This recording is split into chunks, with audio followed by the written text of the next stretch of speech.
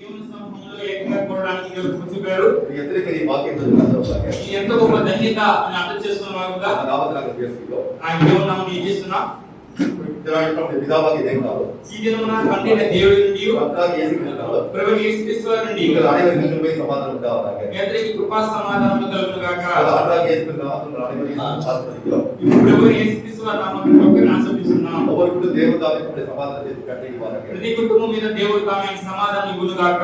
మొదటిగా దేశందిరికాయ ప్రార్థించి మొదటిగా మన దేశం కోసం ప్రార్థించబోతున్నాం. దేశంతో సమాధానం వెళ్ళిపోతే అవసరం సమాధానం వెళ్ళిపోయింది వేదం దేశంలో సమాధానం ఉంటే మనకు సమాధానం కలుగుతుంది వస్తుందని పరిశుద్ధ గ్రంథం సెలవిస్తుంది. వాటిలో సమాధానం ఉండవాలి దేశం మన జీవితంలో సమాధానం ఉండడానికి మన దేశం కోసం ప్రార్థించవలసిన ముఖ్యమే ఉంది. దేశం కోసము పరిచర్యల కొరకు దేవదత్త కుటుంబాలుగా దేవుడు ఇచ్చిన కుటుంబం కొరకు ప్రార్థన చేయబోతున్నాం. మనం చిన్నగా ప్రార్థన చేయబోతున్నాం. దేవుడి ప్రార్థన నాతో కలిసి మీరు దేవుని వైపు ప్రార్థన చేయండి. ఈ ఏక మనసుతో ఏదైతే దేవుని అడుగుతున్నామో దేవుడు మనకు అనుగ్రహిస్తున్నాడు. ఆమేన్. అత్యధికంగా ప్రేమించి అనిపిస్తున్నాం. ఆమేన్. ప్రభు తండ్రి ఈ పరిశుద్ధ నామముకు స్తోత్రం చెల్లిస్తున్నాం. ఇద్దరు సంఘస్థులుగా ఏకంగా కూడి మీ వైపు చూసి ప్రార్థన చేస్తున్నాం. ఈ దేశం మీ చేతికి అప్పగిస్తున్నాం. ప్రభు మీ పేరు ధరించబడిన మీ బిడ్డలైన మేము మమ్మల్ని తగ్గించుకుంటున్నాం. ఈ ముఖం వైపు చూసి మేము ప్రార్థిస్తున్నాం. మా పాపములను దయతో క్షమించును గాక. నాకు పాపములను మా కుటుంబస్తుల పాపములను సంఘస్థులకు పాపములను దయతో క్షమించి మీ నామ నిమిత్తము కనికర నిమిత్తము కృప నిమిత్తము క్షమించిన పరిశుద్ధపరచును గాక. ఈ దేశానికి సమాధానం ఇవ్వును గాక. దేశం ఆస్వాదించును గాక. దేశం ప్రతి జనమును మీరే స్వస్థపరచును గాక. ప్రజలకు పాపాలను మన్నించును గాక. ప్రభు అందరూ రక్షించబడలను అందరూ రక్షించబడి ప్రభువుకి సిద్ధపడలను నీకు తెలుసు అనుకున్న దేవుడవు. ప్రతి ఒక్కరిని మీరే ప్రభు రక్షించును గాక. దేశ సరిహద్దుల సమాధానం ఉపయోగించును గాక. చైనా పాకిస్తాన్ నేపాల్ లో ఎటువంటి యుద్ధం ఏర్పడదు పాదక చైనా పాకిస్తాన్ నేపాల్ ఎటువంటి యుద్ధాలు కలగకుండా కాపాడును గాక. తీవ్రవాద భయంకరవాద దేశస్తుల గురువాదుని పాదక ఎటువంటి యుద్ధాలు దాడులు ఉన్న దేశాలు కలగకుండా దయచేయండి.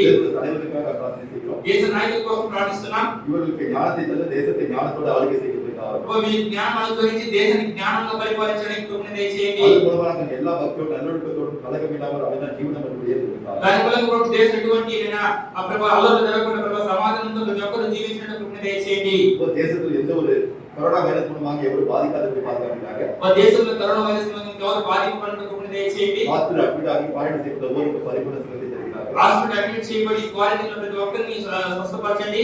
ఇది సముదాయ గురువులకు అనేకరికి పరవాదికి బాధకరంగా ప్రభు ఇది సామాన్యంగా ప్రభు ఎవరికైనా రాత్రి చట్టంలో కృపణ దయచేయండి. இதற்காக பிரயாசப்பட்ட ஒவ்வொருவரை ஆசீர்வதிக்கிறார். దీనికోసం ప్రయాసపడుతున్న ప్రతి ఒక్కరిని ఆశీర్వదించండి. ஒவ்வொரு ஊழியர்களுக்காக பரிசுத்தவான் ஜெபிக்கிறோம். ప్రతి ఒక్క సేవకుల కోసం పరిశుద్ధుల కోసం ప్రార్థన చేస్తున్నాం. ஒவ்வொரு கையெடுத்து காத்துக்கிட்டாங்க. ప్రతి ఒక్కరిని కంచి వేసి కాపాడును గాక. ஒவ்வொரு தேவனுக்காக வைராக்கியமாக வாழுகிறது. ప్రతి ఒక్కరు దేవుని కోసం వైరాగ్యంగా జీవించడానికి కృపణ దయచేయండి. దేశంలో ஒவ்வொரு సభைகளுக்காக జెబిக்கிறோம். దేశంలో ప్రతి సంఘం కోసం ప్రార్థన చేస్తున్నాం. தேவன் ஊற்றப்படுவதாக. ప్రతి ఒక్క సంఘంలో దేవుని ప్రేమ కుమ్మరించబడును గాక. దేవునికాக వైరాగ్యமாக ஒரு సభைలో எழுப்பி ప్రకాశింపజేస్తారు. దేవుని కోసం వైరాగ్యంగా ప్రతి సంఘం లేచి ప్రకాశించును గాక. எல்லாரும் ரட்சிக்கப்பட்டு சபை வந்து சேருகிறார்கள். ప్రభు సమస్త ఆత్మలు రక్షించబడి సంఘంలో వచ్చి చేరును గాక. இந்த தேசத்தை நீரே ஆசீர்வதித்து சமாதானத்தை கட்டளையிடுகிறாங்க. ఈ దేశాన్ని మీరే ఆశీర్వదించి సమాధానం ఆజ్ఞాపించండి. இப்போது இந்த வேக்சின் கண்டுபிடிக்கிறது இருக்கிறார். ఇప్పుడు ఎక్కడ ప్రభువైనా ఈ వ్యాక్సిన్ కనిపెట్టడానికి కూడా దయచేయండి. இந்த తీవ్రமாக తీవ్రமாக దేశం తాకిட்டு పోదాక. ప్రభువైనా ఈ ఉగ్రవాదుల ఈ దేశం తొలగిపోను గాక. இப்போது பெரிய எழுபது நீரே கட்டளையிடுகிறாங்க. గొప్ప ఉజ్జీవం కలుగును గాక. అందులో எல்லாரும் రక్షించబడుతున్నారు. దాని అనేక ఆత్మలు రక్షించబడును గాక. இந்த தடைகள் எல்லாம் இயேசுவுக்கு கட்டளையிடப்படுகிறது. మేము అడ్డంకులను యేసుక్రీస్తు నామములో కట్టబడుతున్నాము. எருசலேம் సమాధానத்தை కట్టబడుகிறோம். యెరూషలేము సమాధానం కోసం ప్రార్థిస్తున్నాము. అందులో ఉన్న எல்லா జనங்களும் రక్షించబడుతున్నారు. లోకంలో ప్రజలు రక్షించబడడానికి ప్రార్థన చేస్తున్నాము. అందులో ஒவ்வொரு தேசத்தோட ஜனங்களுக்காக ஜெபிக்கிறோம். లోకమంతా ఉన్న దేశాల కోసం ప్రార్థన చేస్తున్నాము. இயேசு கர்த்தர் ஒருமை பிடிக்கிறோம். యేసు రక్తం ప్రతి ఒక్కరిని చదువుతున్నాము. இயேசு நாமத்தில் பரிபூர்ணமாக ஒவ்வொருவருக்கும் விடுதலை உண்டாவதாக. యేసు నామములో పరిపూర్ణంగా ప్రతి ఒక్కరికి విడుదల కలుగును గాక. நீங்க தந்தை இந்த சபைகளை ஒரு கர்த்தர் பிடிக்கிறோம். మీరు ఈ సంఘం నుంచి అప్పగిస్తున్నాము. இந்த சபையில் தேவகுமாரி வருகைக்கு ஒரு ஆயத்த சபைகளாக கிடைக்கிறது. ప్రభు ఈ సంఘం ప్రభు రాకకు సిద్ధపడిన సంఘం రాకుండా దయచేయండి. இன்னும் அநேகரை ரட்சித்து சபையில் சேர்க்கிறார்கள். ఇంకా అనేక రక్షించి సంఘంలో చేర్చండి. நீர் ஊழியத்திற்கு ஒவ்வொருவரையும் ஆசீர்வதித்து வழிநடத்துகிறார்கள். ఈ సేవకు ఏర్పరచిన ప్రతి కుటుంబాన్ని ఆశీర్వదించి నడిపించండి. நீர் தந்த ஒரு குடும்பத்தை வெளியெடுத்து பார்த்து ரட்சிக்கிறார். మీ ఇచ్చిన ప్రతి కుటుంబం ఖచ్చితంగా కాపుదల ఇవ్వండి. ஒவ்வொரு குடும்பத்திலும் போராடிய எல்லா பிசாசும் இயேசு வந்து கட்டியப்பட்டிருக்கிறோம். ప్రతి కుటుంబంలో పోరాడుతున్న సమస్త సాతానికి యేసుక్రీస్తు నామమున ఖచ్చితంగా దూరపరుస్తున్నాం. யாருக்கு ஒவ்வொருக்கு பரிபூர்ண சுகத்தை தாரும். వ్యాధి గ్రస్తుల కుటుంబం స్వస్థత దయచేయండి. இப்போது விசேஷமாக கஜேந்திரனுக்காக ஜெபிக்கிறோம். విశేషంగా గజేంద్ర కోసం ప్రార్థన చేస్తున్నాం. இயேசு ரத்தம் மகனை தெரிகிறோம். యేసు రక్తం నా బిడ్డ నా కుమారుని చదువుతున్నాం. அந்த மனித சரீரத்தில் ஒரு புதிய லிவர் உண்டாவதாக. ఆ కుమారుడు శరీరంలో ఒక నూతన ఒక లివర్ సృష్టింపబడును గాక. பரிபூர்ண விடுதலை தருகிறார். ఒక పరిపూర్ణ విడుదల దయచేయును గాక.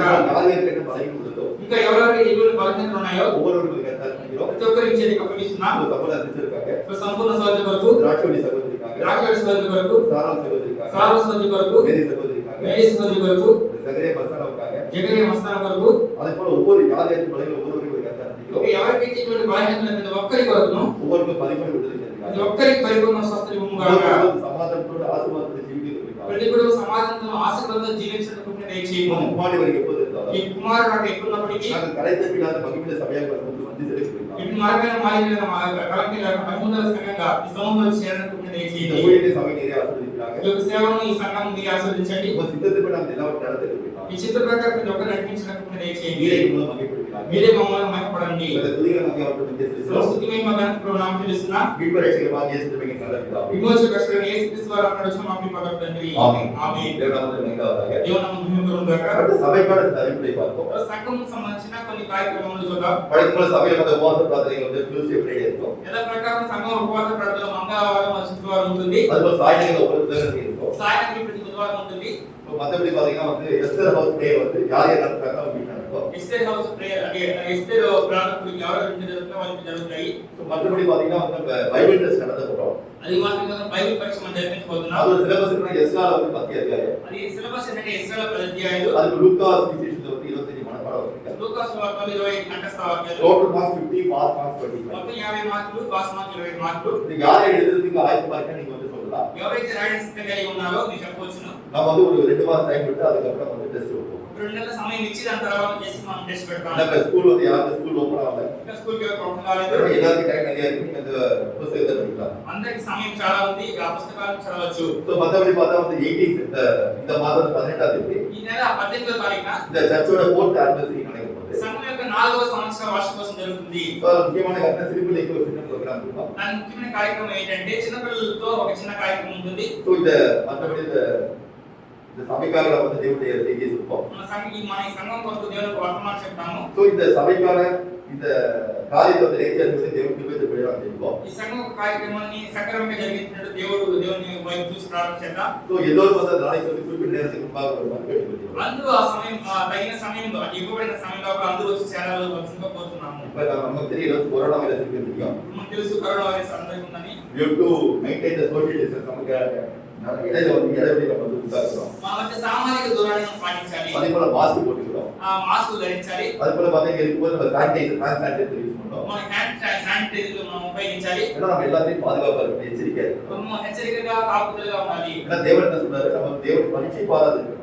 அந்த దేవుడు చెప్తున్నాడు దేవుని ఆయన పరిశోధించుటకు సో దేవుడు మనకు కూడా எது நமக்கு வந்து பாதுகாப்பு தருவார். దేవుడు మనకు తోడే ఉండి మనకి కాపుదల ఇస్తాడు. ஆமென். ఆమేన్. సో సభைக்கான ஒரு காரியத்தை பிரார்த்தனை செய்து கொள்ளுங்க. సంఘం ప్రతి కార్యక్రమం కొరకు మేము ప్రార్థన చేస్తున్నాము. எல்லா காரியத்தையும் தேவன் நேர்த்தியா செய்வதற்கு கிருபை தருவார். ప్రతి కార్యం దేవుడు సక్రమంగా జరిగినట్లు దేవుడు కృపను గాక. ஆமென். ఆమేన్. సో இதனால தேவன் நம்மோடு தீர்க்கமாக பேசின வார்த்தையை பார்ப்போம். దేవుడు ఈ రోజుతో ప్రవచనంగా మాట్లాడిన మాటలు ఏంటో చూద్దాం. என்னோட எடுத்துக்கொள்ளுங்க. నాతో పాటు తీసుకునండి.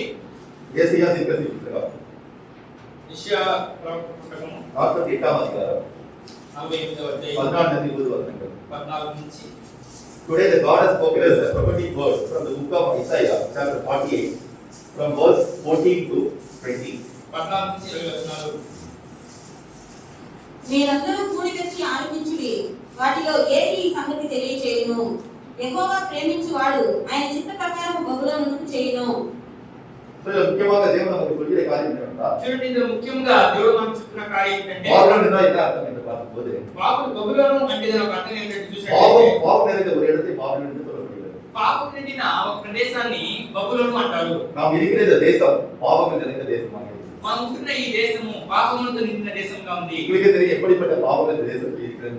మీకే తెలుసు ఎటువంటి పాపములు మన దేశంలో ఉన్నాయని. எனவே இப்படிப்பட்ட பாவங்கள் நிறைந்த இந்த பாபிலோன் ஆகிய இந்திய தேசத்தில் இருக்கிற நீங்கள் நானும் ఇటువంటి పాపములతో నిండిన భారతదేశంలో ఉన్న మీరును నేనును தேவனுக்கு பிரியமான ஒரு வாழ்க்கை வாழ வேண்டும் என்று தேவன் சொல்கிறார். దేవునికి ఇష్టమైన ఒక జీవితం జీవించాలని దేవుడు చెప్తున్నారు. நாம் ஒரு பாவமான இடத்தில் இருந்தாலும் మనం పాపమైన ఒక స్థలంలో ఉన్నప్పటికీ தேவனுக்கு பிரியமான அந்த இடத்தில் இருந்து அவனை சித்தத்தை செய்வான். దేవునికి ఇష్టమైన వాడు ఆ చోటనే ఉండి దేవుని చిత్తమును నెరవేరుస్తాడు.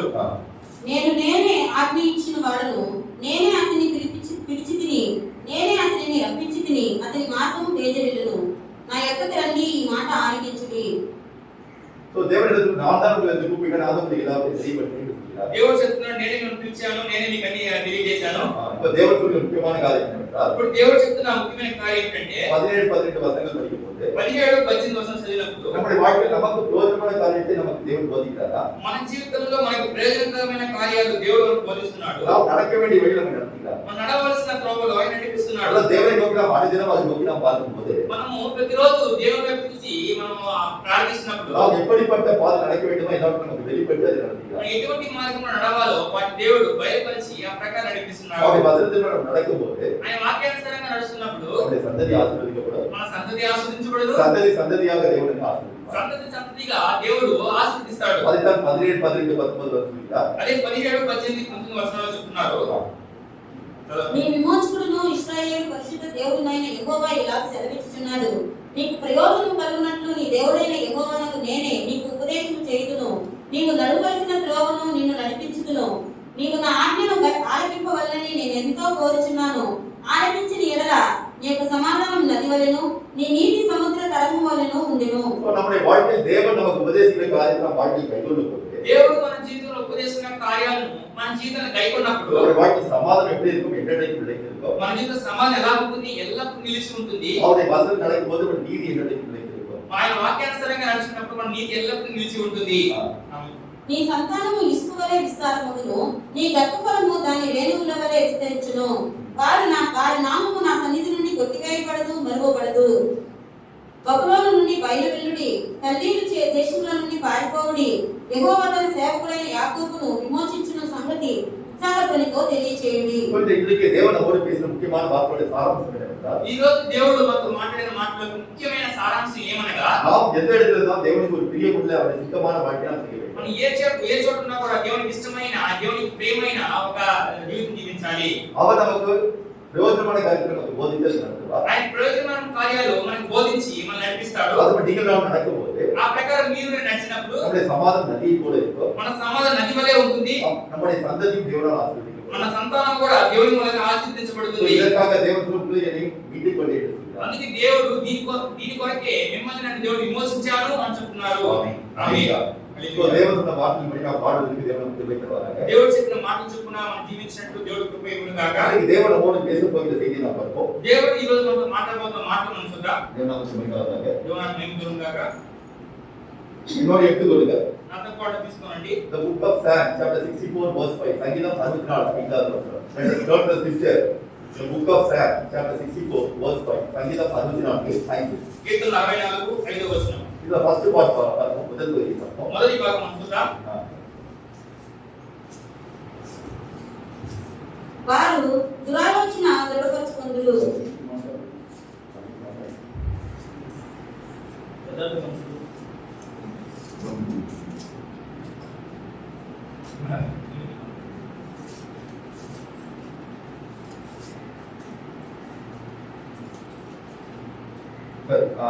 Let's turn the scripture, the book of Psalm chapter 64 verse 10.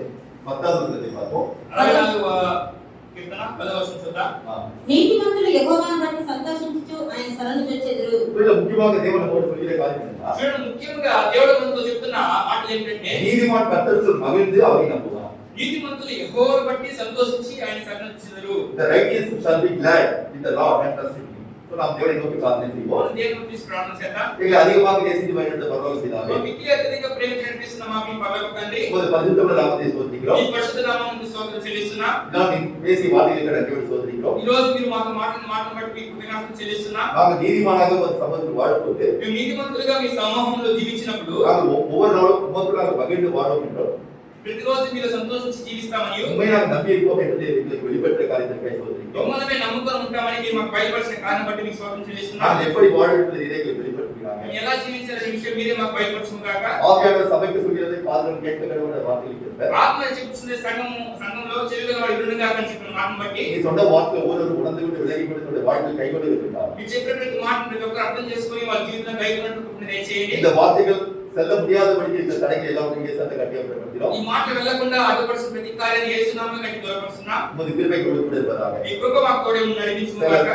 துதிகரமாக அவர்கள் பற்றி செலுத்துகிறோம். సమస్తుతి మహిమ కనుక ప్రభునామం చెల్లిస్తున్నాం. மீட்பு ரட்சகமாக இயேசு கிருபையை கண்டோம். విమోచకరక్షణ యేసుక్రీస్తు వారు అన్నాడుచున్న మా ప్రియ పరలోక తండ్రి. ఆమేన్. ఆమేన్. హల్లెలూయా. హల్లెలూయా. இன்றைக்கு நாம் பார்க்க போகிற செய்தியுடைய அடிப்படை என்னவென்றால் ఈ రోజు మనం చూడబోతున్న వర్తమాన యొక్క ఆధారం ఏంటంటే சங்கீதம் 64:10 the book of Psalm chapter 64 verse 10. కీర్తన 64 కీర్తన 10వ వచనము. இந்த தேவன் என்ன சொல்கிறார்? దేవుడు చెప్తున్నాడు, நீதிமான் கர்த்தருக்குள் மகிழ்ந்து அவரை நம்புவார். నీతిమంతులు యెహోవాను బట్టి సంతోషించి ఆయన సన్నిధిలో చేతురు. அப்போ தேவன் நம்மை பார்த்து சொல்கிறார் மகிழ்ந்திருக்க வேண்டும். தேவனுடைய சமூகத்தில் நாம் எப்படி இருக்க வேண்டும்? சந்தோஷமாக இருக்க வேண்டும். దేవుని యొక్క సమూహంలో మనం ఎలా ఉండాలి? సంతోషంగా ఉండాలి. உலகத்தில் நாம் செய்தியோட தலைப்பு என்ன பார்க்க போகிறோம் என்றால் ఈ రోజు వర్తమాన యొక్క అంశం ఏం చూడబోతున్నామంటే He rejoices in Lord always. கர்த்தருக்குள் எப்போதும் சந்தோஷமாக இருங்கள். ప్రభువునందు ఎల్లప్పుడూ సంతోషించుడి. நம்முடைய வாழ்க்கையில் சந்தோஷமாக இருக்க வேண்டியது மிக அவசியம் என்பதை நாம் புரிந்து கொள்ள வேண்டும். మన జీవితంలో సంతోషం అనేది చాలా ముఖ్యము అని అర్థం చేసుకోండి. இன்றைக்கு நாம் பார்க்க போகிற செய்தியோட தலைப்பு என்னவென்றால் ఈ రోజు మనం చూడబోతున్న వర్తమాన యొక్క అంశం ఏంటంటే He rejoices in Lord always. கர்த்தருக்குள் எப்போதும் சந்தோஷமாக இருங்கள். ఈ ప్రభువునందు ఎల్లప్పుడూ ఆనందించి సంతోషించుడి. அப்படியே அதற்காக தேவன் நம்மை பார்த்து சொல்கிறார் అందుకొరకే దేవుడు మనం చూసి చెప్తున్నాడు, நாம் நீதிமானாக இருக்கும்போது கர்த்தருக்குள் மகிழ்ந்து அவரை நாம் என்னென்னைக்கு நம்புவோம். మన నీతిమంతులుగా ఉన్నప్పుడు యెహోవాను బట్టి సంతోషించి ఎల్లప్పుడూ ఆయనను మనం ఆనందిస్తాం. சாலமன் மூலமாக தேவன் நமக்கு சொல்கிறார். సాలొమోను మూలంగా దేవుడు మనకు చెప్తున్నాడు. The book of Ecclesiastes chapter 3 verse 12. ప్రసంగి பிரசங்கி கிரந்தம். గ్రంథం 3వ అధ్యాయం 2వ వచనం. The book of Ecclesiastes chapter 3 verse 12. ప్రసంగి గ్రంథం 3వ అధ్యాయం 2వ వచనం. కావున సంతోషముగా నుండి కంటెను తమ బ్రతుకును సుఖముగా వెళ్ళబుచ్చుట కంటెను శ్రేష్టమైన ఏదియు నరులకు లేదని నేను இந்த తెలుసుకుంటున్నాను. உலகத்தில் மனுஷன் உயிரோடு இருக்கும்போது மகிழ்ச்சியாக இருப்பதும் நன்மை செய்துமே அல்லாமல் எந்த ஒரு நன்மையான காரியம் மனுஷனுக்கு இந்த உலகத்தில் இல்லை. కావున సంతోషముగా నుండి కంటేను తమ బ్రతుకును సుఖముగా వెళ్ళబుచ్చుట కంటేను శ్రేష్టమైనది నరులకు లేదని నేను తెలుసుకుంటుని. ஆனால் இந்த உலகத்தில் நீங்கள் நானும் சந்தோஷமாக இருக்க வேண்டும் என்பது தேவனுடைய சித்தமாக இருக்கிறது. ఈ లోకంలో మీరు నేను సంతోషంగా ఉండాలని దేవుని చిత్తమే ఉంది. அவர்கள் சந்தோஷமாக இருப்பதா வந்து என்ன சொன்னார்? பவுல் மூலமாக தேவன் நமக்கு சொல்கிறார். సంతోషంగా ఉండాలనే కార్యం బట్టి పౌలు మూలంగా దేవుడు చెప్తున్నాడు. பிலிப்பியர் 4ஆம் அதிகாரம் 4ஆம் வசனத்தில் நாம் பார்க்கும்போது ఫిలిప్పీయులకు రాసిన పత్రిక 4వ అధ్యాయం 4వ వచనంలో the book of Philippians chapter 4 verse 4. ఫిలిప్పీయులకు రాసిన పత్రిక 4వ అధ్యాయం 4వ వచనంలో கர்த்தருக்குள் எப்போது சந்தோஷமாக இருங்கள் என்று மறுபடியும் சொல்கிறேன். ఎల్లప్పుడూ ప్రభువునందు ఆనందించుడి. మరలా చెప్తున్నాను ఆనందించుడి అని. சோ இது எந்த அடிப்படை எந்த நேரத்தில் வந்து పౌలు எழுதினார் என்று பார்க்கும்போது ఇది ఏ సమయంలో పౌలు వారు దీన్ని రాశారని చూసినట్లయితే அவர் சிறை கைதியாக இயேசுவை ஏற்றுக்கொண்டது நிமித்தம் வந்து உபத்திரவங்கள் சந்திக்கிறார். ఆయన యేసుక్రీస్తు వారిని అంగీకరించిన నిమిత్తము ఆయన శ్రమపడుతున్నాడు. ఒక చెరసాల ఖైదీగా ఆయన చేయబోతున్నాడు. இப்படி அநேக கஷ்டங்களை அவர் சந்தித்த போதும் అనేక శ్రమలు ఆయన ఎదుర్కొన్నప్పుడు இயேசுவை ஏற்றுக்கொண்டது நிமித்தம் இந்த உபத்திரவங்கள் வந்த போதும் యేసుక్రీస్తు వారిని అంగీకరించిన నిమిత్తము ఈ శ్రమలు కలిగినప్పుడు அவர் மட்டும் சந்தோஷமாக இல்லை. ఆయన మాత్రము ఆనందంగా లేరు. நம்மை பார்த்து சொல்லி சந்தோஷமாக இருக்கிறார். మనం చూసి చెప్తున్నాడు మీరు ఆనందంగా ఉండండి. மறுபடியும் சொல்லி சந்தோஷமாக இருக்கிறது என்று சொல்கிறார். మరలా చెప్తున్నాను ఆనందంగా ఉండండి. அப்படியே நாம் சந்தோஷமாக இருக்க வேண்டியது மிக அவசியம் என்று நாம் புரிந்து கொள்ள வேண்டும். మనము సంతోషంగా ఆనందంగా ఉండడం చాలా ముఖ్యమే ఉంది. சந்தோஷமாக இருப்பது யார் கையில் இருக்கு? நம்ம கையில் இருக்கு. సంతోషంగా ఉండడం ఎవరి చేతిలో ఉంది? మన చేతిలోనే ఉంది. இன்னைக்கு நாம் சந்தோஷமாக இருப்பது எப்படி என்று பார்க்க போகிறோம். ఈరోజు సంతోషంగా ఉండడం ఎలాగా అని మనం చూడబోతున్నాం. நம்ம வந்து லாஸ்ட் சர்வீஸ் எப்ப நடந்தது? சர்ச் நம்ம எப்ப சர்வீஸ் நடத்துறோம்? మనం చివరగా మనం సంఘం యొక్క సర్వీస్ అది ఎప్పుడు జరిపించాం? Last service we have conducted on 22nd March 22 ஆம் మార్చి 22వ తేదీ మనం లాస్ట్ ఒక సర్వీస్ జరిపించాం. 6 மாதத்துக்கு பிறகு இப்படி நடத்திட்டோம். 6 నెలల తర్వాత ఈరోజు జరిగిస్తున్నాం. ஆனா நாங்க வந்து நடுவுல நாங்க ஒவ்வொரு வாரம் நடத்திட்டோம். మనం ప్రతి వారం మేము జరిపిస్తున్నాం. ஆனா அது ரெக்கார்ட் செய்து நாம் அனுப்பிட்டோம். కానీ మనం రికార్డ్ చేసి పంపిస్తున్నాం. சோ அப்படி இருந்த 6 மாதம் நாம் சந்திக்காமல் இருந்த சபையாக ஒன்று கூடி தேவனை ஆராதிக்க முடியாதபடி இருந்தோம். కానీ ఈ 6 నెలలు మనం దేవుని ఎదుర్కొ మందిరానికి రాలేక దేవుని ఆరాధించలేకుండా ఉన్నాం. ஆனால் தேவன் நமக்கு ஒரு வழியை தந்திருந்தார். தேவன் நாம் துதித்து ஆராதிப்பதற்கு நாம் என்ன செய்யறோம்? ஆடியோ வீடியோ அனுப்பி அது மூலமாக நாம் என்ன செய்தோம்? தேவனை நாம் வந்து மகிழ்ப்படுத்தோம். అదే ఆడియో వీడియో మూలంగా మనం ఏం చేసాము? దేవుని నామమును మహిమపరిచాము, ఆరాధించాము. சோ எனவே தேவன் என்ன செய்கிறார்?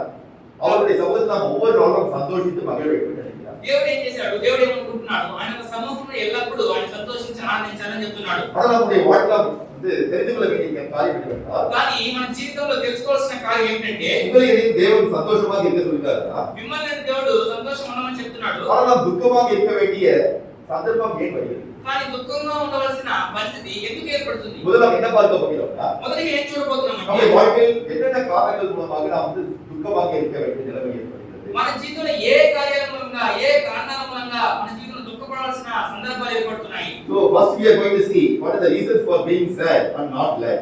நம்முடைய வாழ்க்கையில் நாம் துக்கமாக சந்தோஷமாக இல்லாதபடி எந்த சூழ்நிலை வருகிறது? మన జీవితంలో దుఃఖపడే విధంగా సంతోషంగా లేకున్నట్లు ఏ కార్యాలు వస్తున్నాయి? So இதெல்லாம் பார்க்கும்போது ఇలా చూసినప్పుడే நம்முடைய வாழ்க்கையில வந்து எப்படி நாம் துக்கமாக இல்லாமல் இருப்பது என்பதை புரிந்து கொள்ள முடியும். మన జీవితం దుఃఖంగా లేకుండా ఎలా ఉండగలము అని తెలుసుకోగలము. நீங்கள் நானும் இந்த உலகத்தில் சந்தோஷமாக இருக்க வேண்டும் என்று தான் விரும்புகிறோம். మీరు నేను ఈ లోపల సంతోషంగా ఉండాలని ఇష్టపడుతున్నాం. ஆனால் சில காரியங்கள் நம்முடைய வாழ்க்கையில் சந்தோஷமாக இராதபடி துக்கமான காரியங்கள் நமக்கு வருகிறது. కానీ మన జీవితం సంతోషంగా లేకుండా దుఃఖపరిచే కార్యాలు మన జీవితంలో వస్తున్నాయి. முதல் காரியம் என்னவென்று பார்க்கும்போது, మొదటి కార్యం ఏమని చూసినట్టయితే நீங்கள் நானும் இயேசுவை ஏற்றுக்கொண்டதை விட்டோம். మీరు నేను యేసుక్రీస్తు వారిని అంగీకరించిన நாம் ஒரு నిమిత్తము பிள்ளைகளாக இருக்கிறதை விட்டோம். ఆయన పిల్లలై ఉన్న నిమిత్తము நம்முடைய வாழ்க்கையில் சில உபத்திரவங்கள் துன்பங்கள் நாம் சந்திக்க வேண்டிய அவசியமாக இருக்கிறது. మన జీవితంలో కొన్ని శ్రమలు కొన్ని కష్టాలు ఎదుర్కోవాల్సిన అవసరం ఉంది. முதல் நாம் என்ன பார்க்க போகிறோம்னா, మొదట ఏం చూడబోతున్నామంటే கிறிஸ்து நிமித்தம் பாடுகள் உபத்திரவங்கள். క్రీస్తు నిమిత్తం వచ్చే శ్రమలు ఉపద్రవములు. So first we are going to see what are the persecutions and afflictions due to accepting Christ.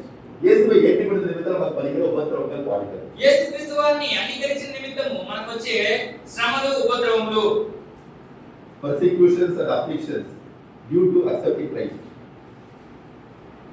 ஆண்டவராகிய இயேசு கிறிஸ்துவை நம்முடைய இரட்சகராக ஏற்றுக்கொண்ட நிமித்தம் ప్రభు యేసుక్రీస్తు వారిని మన రక్షకుడిగా అంగీకరించిన నిమిత్తము நம்முடைய வாழ்க்கையில் வருகிற உபத்திரவங்கள் கஷ்டங்கள். మన జీవితంలో కలుగుతున్న శ్రమలు కష్టములు.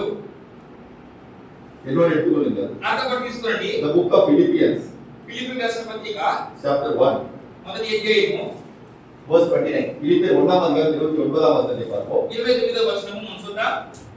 ఏలయనగా మీరు నా యందు చూసినట్టు నా యందు ఉన్నదని మీరు ఇప్పుడు వినుచున్నట్టు పోరాటము మీకును కలిగి ఉన్నందున క్రీస్తునందు విశ్వాసం ఉంచడం మాత్రమే కాక ఆయన పక్షమున శ్రమపడుటయు ఆయన పక్షమున మీకు అనుగ్రహింపబడెను. உங்களுக்கு எனக்கும் இயேசுவை விசுவாசிப்பதற்கு மாத்திரமல்ல, அவர் நிமித்தம் பாடுபடுவதற்காக ஆதரவு. మీకు నాకును క్రీస్తును అంగీకరించి ఆయన విశ్వాసించడం మాత్రమే కాకుండా ఆయన పక్షాన శ్రమపడడం మనకి అనుగ్రహించబడి ఉన్నది. இந்த உலகத்துல வந்து தேவனை அறியாத ஜனங்களாக இருந்தோம். మన ఈ లోకంలో దేవుని ఎరగని ప్రజలుగా ఉన్నాము. அப்போது இயேசுதான் அந்த மெய்யான தேவன் என்பதை நமக்கு சுவிசேஷமாக ஜனங்கள் அறிவித்தார்கள். అప్పుడు యేసుక్రీస్తే గొప్ప దేవుడని ప్రజలు మనకు తెలియజేశారు. அப்போது நாம் என்ன செய்தோம்? இயேசுவை விசுவாசித்தோம். అప్పుడు మనం ఏం చేసాము? యేసుక్రీస్తు వారిని విశ్వసించాము. நம்முடைய பாவங்களை அறிக்கையிட்டோம். మన పాపములు ఒప్పుకున్నాము. நம்முடைய பாவங்கள் மன்னிக்கப்பட்டது. మన పాపములు క్షమించబడ్డ తర్వాత மனம் திரும்பி మనం మారుమనసుకొని அவரை இரட்சகராக நாம் விசுவாசித்து ఆయన రక్షకుడుగా మనం విశ్వసించి பாப்திஸ்மம் எடுத்துள்ள பிள்ளைகளாக மாறினோம். బాప్తిసం పొందుకొని ఆయన బిడ్డలుగా మారాము. எனவே நாம் இயேசுவை விசுவாசிப்பது எதற்கு? நாம் ரட்சிக்கப்படுவதற்காக மாத்திரமல்ல, యేసుక్రీస్తు వారిని విశ్వసించే దేనికోసము రక్షించబడడానికి మాత్రమే కాకుండా அவரை ஏற்றுக்கொள்வதற்கு நம்முடைய வாழ்க்கையில் பாடுகள் உபத்திரவம் சந்திப்பது அவசியமாக இருக்கிறது. ఆయన అంగీకరించిన నిమిత్తము మన జీవిత శ్రమలు కష్టములు అనుభవించవలసిందే ఉన్నది. அதைத்தான் இயேசு தம்முடைய சீஷர்களை பார்த்து சொல்கிறார்.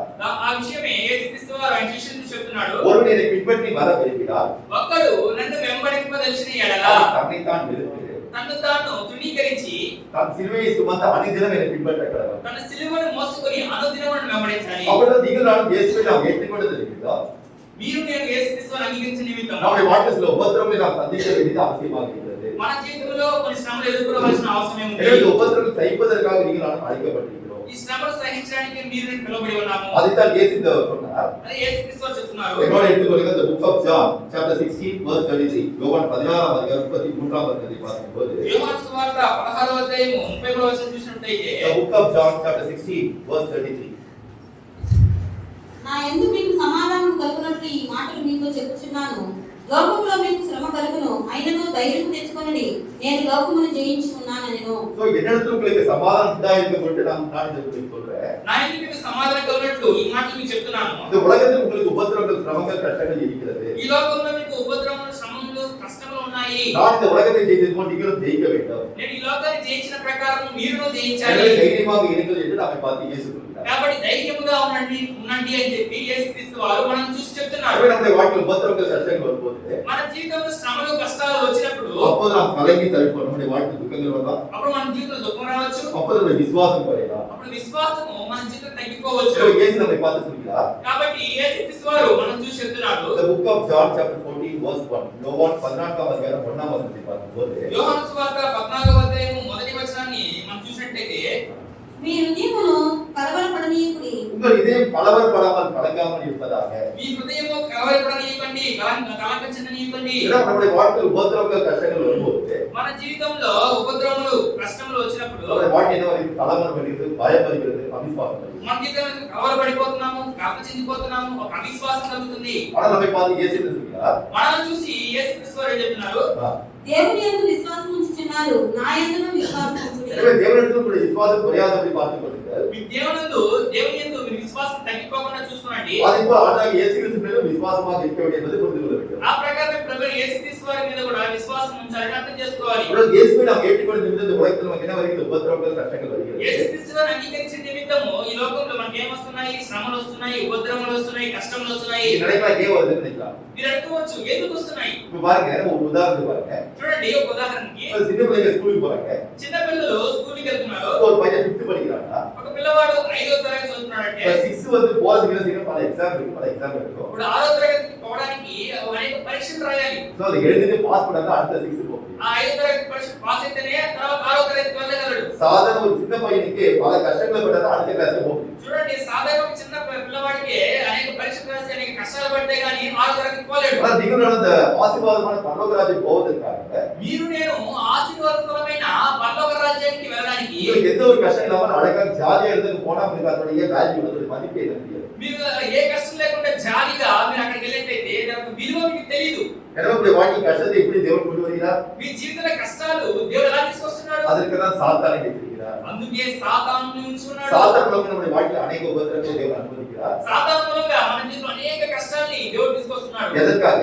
ఎందుకోసము? நம்முடைய வாழ்க்கையில் உபத்திரவங்கள் வரும்போது நமக்கு என்ன வருகிறது? நம்முடைய விசுவாசம் பரீட்சிக்கப்படுகிறது. మన జీవితంలో శ్రమలు కలిగినప్పుడు మన విశ్వాసము పరీక్షింపబడుతుంది. அப்போது நம்முடைய வாழ்க்கை என்ன வருகிறது? பொறுமை வருகிறது. అప్పుడు మన జీవితంలో ఏమొస్తుంది? ఒక ఓర్పు వస్తుంది. இந்த பொறுமை வரும்போது நம்முடைய வாழ்க்கை இன்னும் அதிகமாக கஷ்டங்கள் வரும்போது நம்முடைய வாழ்க்கை பூர்ண புருஷனாக மாறுகிறோம். ఇంకా అత్యధిక కష్టాలు వచ్చినప్పుడు మన జీవితంలో ఒక పూర్ణ పురుషుడిగా మారుతున్నాము. எனவே நம்முடைய வாழ்க்கை சுபாவங்கள் மாற்றப்படுகிறது. మన జీవితంలో சுபாவங்கள் மாற்றப்படுகிறது. మా స్వభావాలు మార్చబడుతున్నాయి. தேவன் மேல் மாத்திர நம்பிக்கை கொண்டு வாழ்கிறோம். దేవుని మీద మాత్రమే నమ్మకం ఉంచి జీవిస్తున్నాము. எனவே நம்முடைய வாழ்க்கையில் நம்முடைய சுபாவங்கள் மாறி இயேசுவை போல நீங்கள் நான் மாறுவதற்காக தேவன் அநேக காரியத்தை நம்முடைய வாழ்க்கையில் அனுமதிக்கிறார். మన జీవితంలో స్వభావాలు మార్చబడి యేసుక్రీస్తు వారి వలె మారడానికి దేవుడు అనేక శ్రమలను అనుమతిస్తున్నాడు. எனவே தான் நம்முடைய வாழ்க்கையில் கஷ்டங்கள் வருகிறது.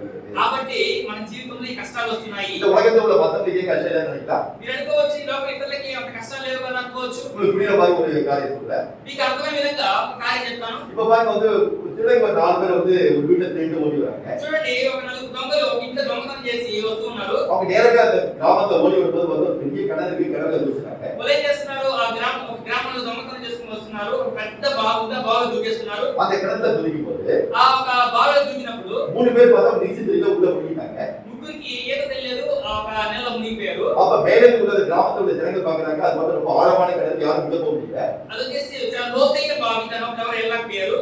அப்ப அந்த முழுகி போனதும் அவங்க உள்ள செய்ய மாட்டாங்க. మునిగిపోయిన వాడిని ఎవరు ఏం చేయరు. இவன் மட்டும் நம்ம கையில நம்ம வீட்டுல போன திருடவங்க சொல்லிட்டு யார் வந்து மேல இருக்கானோ அவன் மேல தள்ள எடுத்து எரிஞ்சு எடுத்துவாங்க. அவனை பின்னடிக்க போய்க்கணும். ఏం చేస్తారు? వీడు మనతో దొంగతనం చేసుకుని ఇక వస్తువులు తీసుకెళ్ళిపోయాడు కాబట్టి మనం ఏం చేస్తారు? రాగి గిలేసి వాడిని కూడా చంపేలా చేస్తారు. சோ அப்ப என்ன அர்த்தம் பாருங்க, யார் வந்து தேவனுக்கு அதாவது தேவனை ஏற்றுக்கொண்டு வாழறாங்களோ, ఎవరైతే దేవుని అంగీకరించి జీవిస్తున్నారో தேவனை விட்டு போறதுக்காக சாத்தானை செஞ்சு பல உபத்திரவங்களை நம்முடைய வாழ்க்கைக்கு கொண்டு வருது. దేవుని విడిచిపెట్టి వెళ్ళిపోయేదానికి అనేక శ్రమల్ని సాతాను తీసుకొస్తుంది. ஆனால் தேவன் நம்மோடு கூட இருக்கிறார். కానీ దేవుడు మనతోనే ఉన్నాడు. அதான் தேவன் சொல்கிறார். అందుకే దేవుడు చెప్తున్నాడు, நீதிமானுக்கு ஒரு சோதனை அநேகமாக இருக்கும், నీతిమంతుడికి కలుగు ఆపదలు అనేకములు, ஆனால் கர்த்தர் நம்மோடு கூட இருந்து எல்லாருக்கும் விடுவிப்பார். కానీ దేవుడు మనతోనే ఉండి ప్రతి వాటి నుంచి విడిపిస్తాడు. எனவே உபத்திரவங்கள் வரும்போது அந்த உபத்திரவத்தை நம்ம விடுதலை செய்வதற்கு ஒரு வழியை தேவன் வைத்திருக்கிறார். దేవుడు శ్రమలు వస్తున్నప్పుడు ఆ శ్రమలను విడిపించడానికి ఒక మార్గాన్ని ఉంచి ఉంటాడు. முதல்ல நம்முடைய வாழ்க்கையில நாம் என்ன பார்க்கிறோம்? మొదటిగా మన జీవితంలో ఏం చూస్తున్నా, நாம் ஏன் துக்கப்படுகிறதான சூழ்நிலை வருகிறது? ఎందుకు మన జీవితంలో దుఃఖపడవలసిన పరిస్థితులు ఎదురవుతున్నాయి? இயேசுவை ஏற்றுக்கொண்ட நிமித்தம் நம்முடைய வாழ்க்கையில் உபத்திரவங்கள் வரும்போது, கஷ்டங்கள் வரும்போது நாம் துக்கப்படுகிறோம். యేసుక్రీస్తు వారిని అంగీకరించిన నిమిత్తము మన జీవితంలో శ్రమలు కలుగుతున్నాయి, కష్టాలు కలుగుతున్నాయి, దాని మూలంగా దుఃఖపడుతున్నాం. முதலாக இந்த ஊழியத்தை செய்யறதுக்கு வந்தபோது మేము ప్రారంభంలో ఈ పరిచయం చేయడానికి మేము ఈ ప్రాంతానికి వచ్చినప్పుడు அப்ப பார்த்தா ஒரு வாடகை வீட்டுல இருந்தோம். అప్పుడు మేము ఒక అతిథిలో ఉన్నాము. அந்த இடத்துல சர்ச் நடந்தோம். ఆ చోటనే మేము చర్చ్ அப்ப నడిపాము. சர்ச்ல வந்து ஒரு பிரதருக்கு ఆ చర్చికి వచ్చిన ఒక సహోదరుడికి அவருக்கு பேப்டிசம் బాప్తిసం ఇచ్చాం. அப்ப அது பெரிய பிரச்சனையாச்சு. అది పెద్ద సమస్య అయింది. அப்போட மாமியார் என்ன செஞ்சு வந்து சண்டை போட்டாங்க. వాళ్ళ అత్తగారు వచ్చి ఇక్కడ మా వైపు వచ్చి గొడవ పడ్డారు. நீங்க மத மாத்திரைக்கு எப்படி அவனை வந்து பாப்திசம் பண்ணீங்க? మీరు ఎలా మతం మార్చేశారు? ఎందుకు బాప్తిసం ఇచ్చారు? நீங்க பணம் கொடுத்து அவனை மாத்திட்டீங்க. మీరు అతనికి డబ్బిచ్చి మార్చేశారు. பெரிய சண்டையா வந்து போன போது పెద్ద గొడవ అయినప్పుడు அந்த வீட்டை விட்டு காலி பண்ணாங்க. అక్కడ మమ్మల్ని ఏం చెప్పారంటే ఆ ఇల్లు విడిచిపెట్టి ఖాళీ చేసి వెళ్ళిపోండి అని చెప్పాను. நான் வேற வீட்டுக்கு வாடகை போடலாம் இங்க சர்ச் நடந்துருக்கு அப்படின்னு சொன்னாங்க. ఎందుకంటే వేరే ఇంటికి మేము అద్దెకి వెళ్ళినప్పుడు కూడా చర్చ్ చేర్పించడానికి పర్మిషన్ ఇవ్వరు. அப்ப இந்த இடத்த வாங்குறதுக்கு நாங்க ரொம்ப கஷ்டப்பட்டோம். அது அநேக இடங்கள் தேவை. మేము ఈ ఒక స్థలానికి ఉండడానికి అనేక చోట్ల మేము తిరిగాము. ஒரு மாசத்துக்கு வந்து தேவன் வெளிப்பட்டு இந்த இடத்த நாங்க வாங்கினோம். ఒక నెల తర్వాత దేవుడు బయలుపరిచి ఈ స్థలాన్ని మేము కొన్నాము. எதற்காக இந்த உபத்திரவத்தை தேவன் என்னுடைய வாழ்க்கை அனுமதித்தார்? ఎందుకోసం దేవుడు ఈ ఒక శ్రమను మా జీవితంలో అనుమతించాడు? ஒரு ஊழியம் செய்யும்போது பல பிரச்சனைகள் சந்திக்க வேண்டிய வரும் என்பதை உங்களுக்கு புரியுவதற்காக. ఒక పరిచర్య దేవుడికి పరిచయం చేస్తున్నప్పుడు అనేక శ్రమలు వస్తాయి అని తెలియజేయడం కోసం దేవుడు అనుమతించాడు. இந்த நெருக்கங்கள் வரும்போது நாங்க என்ன செஞ்சோம்? சபை வாங்குறதுக்காக இடத்துக்கு நாங்க கேட்டோம். ఈ యొక్క ఇబ్బందుల మధ్యలో మేము ఏం చేసాము? ఎక్కడైనా స్థలం చర్చ్ జరిపించడానికి స్థలం కొనాలని చెప్పేసి మేము తిరిగాము. முன்னாடி என்ன செஞ்சிருப்போம்? ஒரு நாள் ஈவினிங் ஒரு அரை நேரம் சுத்திட்டு வருவோம். సాయంత్రం ఒక అరగంట సేపు తిరిగి వెళ్ళి వచ్చుంటాం. ஆனா இப்ப பார்த்தா காலையில இருந்து ஈவினிங் வந்து பல இடங்கள் சுத்திட்டு இருக்கோம். కానీ సాయంత్రం నుంచి ఉదయం సాయంత్రం అనేక చోట్ల తిరుగుతూ వచ్చాం. கடைசியாக இந்த இடத்தை வாங்கினோம். చివరగా మేము ఈ స్థలాన్ని కొన్నాము. இந்த இடத்துக்கு கட்டும்போது பல உபத்திரங்கள் நாங்க சந்தித்தோம். ఈ స్థలాన్ని కొనుక్కున్నప్పుడు అనేక శ్రమలను ఎదుర్కొన్నాము. நான் சொல்ற காரியம் என்னன்னா, ఇందు నుంచి చెప్పదలసిన కార్యం ஏற்றுக்கொள்வது நிமித்தம் நம்முடைய வாழ்க்கையில் உபத்திரங்கள் கஷ்டங்கள் வரும்போது நம்ம என்ன செய்யணும்? சந்தோஷமாக அதை நாம் ஏற்றுக்கொள்ளணும். యేసుక్రీస్తుని అంగీకరించిన నిమిత్తం శ్రమలు కష్టములు వస్తున్నాయంటే దాన్ని బట్టి మనం ఏం చేయాలంటే సంతోషించాలి. எனவே நம்முடைய வாழ்க்கையில் எதற்காக நாம் துக்கப்படுகிறோம்? இயேசுவை ஏற்றுக்கொள்வது நிமித்தம் கஷ்டங்கள் வரும்போது நாம் துக்கப்படுகிறோம். మన ఇందు నిమిత్తం మనం వచ్చేసి దుఃఖపడుతున్నాం. యేసుక్రీస్తుని అంగీకరించిన నిమిత్తం మనకు దుఃఖం వస్తుంది. இரண்டாவது நம்முடைய வாழ்க்கையில் நாம் ஏன் துக்கப்படுகிறோம்? రెండోది మన జీవితంలో ఎందుకు దుఃఖపడుతున్నాము? எப்போது நாம் ஒரு பாவமுள்ள ஒரு வாழ்க்கை வாழ்கிறோமோ, ఎప్పుడైతే ఒక పాపమైన ఒక జీవితం జీవిస్తున్నామో, when we are leading a sinful life, we are liable to have the sadness. நாம் வந்து ஒரு பாவமான வாழ்க்கை வாழும்போது మనం ఒక పాపమైన ఒక జీవితం జీవించినప్పుడు நம்முடைய வாழ்க்கையில் நாம் என்ன செய்ய துக்கப்படுகிறதற்கான சூழ்நிலை வருகிறது. దుఃఖపడే పరిస్థితులు ఏర్పడుతున్నాయి. என்னோட எடுத்துக்கொள்ளுங்கள். నాతో పట్టించుకోండి. The book of Jeremiah chapter 5 verse 25. The book of Jeremiah ఇర్మియా గ్రంథము chapter 5 verse 25. 5వ అధ్యాయం 25వ వచనము. எரேமியா 5ஆம் அதிகாரம் 25ஆம் வசனத்தை பார்க்கும்போது ఇర్మియా గ్రంథము 5వ అధ్యాయం 25వ వచనం చూసినట్లయితే, మీ దోషములు వాటి క్రమమును తప్పించెను, మీకు మేలు కలుగుటకు మీ పాపములే కారణము. நம்முடைய வாழ்க்கையில் நாம் அக்கிரமங்கள் பாவங்கள் தேவனுக்கு விரோதமாக செய்யும்போது మన జీవితంలో అతిక్రమములు పాపములు దేవునికి విరోధంగా చేసినప్పుడు நம்முடைய வாழ்க்கை எதிர்பார்த்த ஆசீர்வாதம் நம்மை விட்டு போகிறது. మన జీవితంలో ఎదురు చూసిన ఆశీర్వాదము మనం విడిచిపెట్టి వెళ్ళిపోతుంది. நம்முடைய வாழ்க்கையில் நாம் என்ன செய்யணும்? துக்கப்படுகிறோம். అందుకే మన జీవితంలో దుఃఖపడుతున్నాం. ஒன்று நாம் இயேசுவை ஏற்றுக்கொண்டிருந்த வரை உபத்திரவங்கள் தான் முன்னாடி பார்த்தோம். మొదటగా యేసుక్రీస్తుని అంగీకరించిన నిమిత్తం వచ్చే శ్రమలు అది మొదటిగా చూసాం. இப்போ நம்ம என்ன பார்க்கிறோம்? நம்முடைய தவறான வாழ்க்கை காரணமாக நமக்கு வருகிற கஷ்டங்கள். రెండోది మన తప్పుడు జీవితం మూలంగా, మన జీవితం తప్పుడు జీవితం మూలంగా, పాపం మూలంగా వచ్చే శ్రమలు. அதைத்தான் வந்து யாக்கோபு சொல்கிறார். ఆ విషయం గురించి యాకోబు చెప్తున్నారు. என்னோட இருக்கு the book of James chapter 1. யாக்கோபு 1ஆம் அதிகாரம் యాకోబు రాసిన పత్రిక మొదటి అధ్యాయము 13 to 15. யாக்கோபு 1ஆம் 13 அதிகாரம் 13 to 15 படிப்போம். యాకోబు రాసిన పత్రిక మొదటి అధ్యాయం 13 నుంచి 15 వరకు చదువుతున్నాం. The book of James chapter 1 verse 13 to 15. దేవుడు కీడు విషయమై శోధింపబడ నేరడు, ఆయన ఎవరిని శోధింపడు గనుక ఎవరైనా శోధింపబడినప్పుడు నేను దేవుని చేత శోధింపబడుచున్నానని అనకూడదు. సో అనేక என்ன சொல்றாங்க? வாழ்க்கையில கஷ்டங்கள் வரும்போது అనేకులు ఏం చెప్తున్నారు? ఒక జీవితంలో కష్టాలు వచ్చినప్పుడు அதாவது தேவன் சில சோதனைகள் என்ன அனுமதிக்கிறார்? ஊழியத்தின் நிமித்தம் சில காரியங்கள் அனுமதிக்கிறார். దేవుడు ఏం చేస్తున్నాడు? దేవునికి పరిచర్య నిమిత్తము కొన్ని కార్యాలు అనుమతించవచ్చు. దేవుడు చెప్తున్న కార్యానికి మనం పాత్రలుగా ఉన్నామా లేదా అని ఒక పరీక్షించడానికి అనుమతించవచ్చు. நம்முடைய வாழ்க்கை தவறான நாம் வந்து வாழ்க்கை வாழும்போது మన జీవితంలో ఒక తప్పుడైన మార్గంలో తప్పుడు జీవితం జీవించినప్పుడు தேவனை சோதிக்கிறார் என்று சொல்லாது இருக்கிறார்கள். దేవుడు నన్ను శోధిస్తున్నాడు అని చెప్పకండి. ஒருவரும் தேவனை வந்து ஒருவரும் எந்த ஒரு மனிதன் தேவன் சோதிப்பதில்லை. దేవుడు ఏ మనిషిని కూడా శోధించట్లేదు. அவர் வாழ்க்கையில் அவருக்கு கஷ்டங்கள் வருகிறது. కానీ వాడి జీవితంలో ఎందుకు కష్టాలు వస్తున్నాయి? 14-15 படிப்போம். 14-15 చదువుదాం. ప్రతి వాడును తన స్వకీయమైన దురాశ చేత ఏర్పడి మరలు పంపబడిన వాడై శోధింపబడును. ஒவ்வொரு மனிதன் என்ன செய்கிறார்? தன்னுடைய சுய இஷ்டங்கள் படி, சுய இச்சையின் படி. అంటే ప్రతి మనుషుడు దేని మూలంగా అంటే తన సొంత ఆశల మూలంగా, సొంత ఇష్టాల మూలంగా அது மூலமாக அவன் செய்கிறார், சோதிக்கப்படுகிறார். దాని మూలంగా వాడు శోధింపబడుతున్నాడు, தூண்டப்படுகிறார், ప్రేరేపింపబడుతున్నాడు. దురాశ గర్భం ధరించి தூண்டப்பட்டு என்ன செய்கிறார்? பாவம் செய்கிறார். వాడు ప్రేరేపింపబడి ఏం చేస్తున్నాడు? పాపం చేస్తున్నాడు. இந்த பாவம் பூர்ணமாக மாறும்போது ఈ యొక్క పాపము పరిపక్వం చెందిన తర్వాత அந்த மனுஷன் எங்க கொண்டு செல்கிறது? நரகத்திற்கு கொண்டு செல்கிறது. ఆ మనిషిని ఎక్కడ తీసుకెళ్తుంది? నరకానికి తీసుకెళ్తుంది. దురాశ గర్భము ధరించి పాపమును కనుక பாவము పరిపక్వమై మరణమును కలును. సో அப்படி என்றால் ஒவ்வொரு மனுஷனும் செய்யலாம் தான் வாழ்க்கையில் தவறான வாழ்க்கையை சொல்லணுமாங்க. అంటే ప్రతి మనిషి ఏం చేస్తున్నాడు? మనం జీవిస్తున్న తప్పుడు జీవితం మూలంగా அவன் என்ன செய்யலாம்? பாவம் செய்யலாம். పాపం చేస్తున్నాడు. அந்த பாவம் செய்த காரணத்தினால என்ன நடக்கிறது? ఆ పాపం చేయడం వల్ల ఏం జరుగుతుంది? தேவனுடைய கோபம் வாழ்க்கையில் வருகிறது. దేవుని కోపం వారి మీదకి వస్తుంది. தேவன் உனக்கு தந்த ஆசீர்வாதத்தை இழந்து என்ன செய்யலாம்? கஷ்டப்படுகிறார். దేవుడు అతనికి ఆశీర్వాదాలు కోల్పోయి కష్టపడుతున్నాడు. సో நாம் பார்ப்போம் தேவன் என்ன சொல்லிட்டு பார்ப்போம். దేవుడు ఏం చెప్తున్నాడు చూద్దాం. என்னோட எடுத்துக்கொள்ளுங்கள். నాతో పాటు తీసుకోండి. The book of Hosea. హోషేయ గ్రంథము chapter 2 verse 8 and 9. Hosea 2వ అధ్యాయం 8వ 9వ వచనం பார்ப்போம். హోషేయ 2వ అధ్యాయం. The book of Hosea chapter 2 verse 8 and 9. Hosea 2వ అధ్యాయం 8వ 9వ వచనం. దానికి దాని ద్రాక్షారస తైలములను విస్తారమైన వెండి బంగారములను ఇచ్చిన వాడను నేనే అని విచారింపుగా అది వాటిని బయలుదేవతకు ఉపయోగపరచెను. కాబట్టి నా ధాన్యమును నా ద్రాక్ష రసమును వాటి వాటి కాలములలో ఇయ్యక దీని యొద్ద నుండి తీసివేసేదను. దాని మాన సంరక్షణార్థమైన నా గొర్రె కొచ్చును జనుపు నాణ్యు దానికి దొరకకుండా. ఇదేంటి దేవుడు என்ன சொல்றார்? చూడండి ఇక్కడ దేవుడు ఏం చెప్తున్నాడు?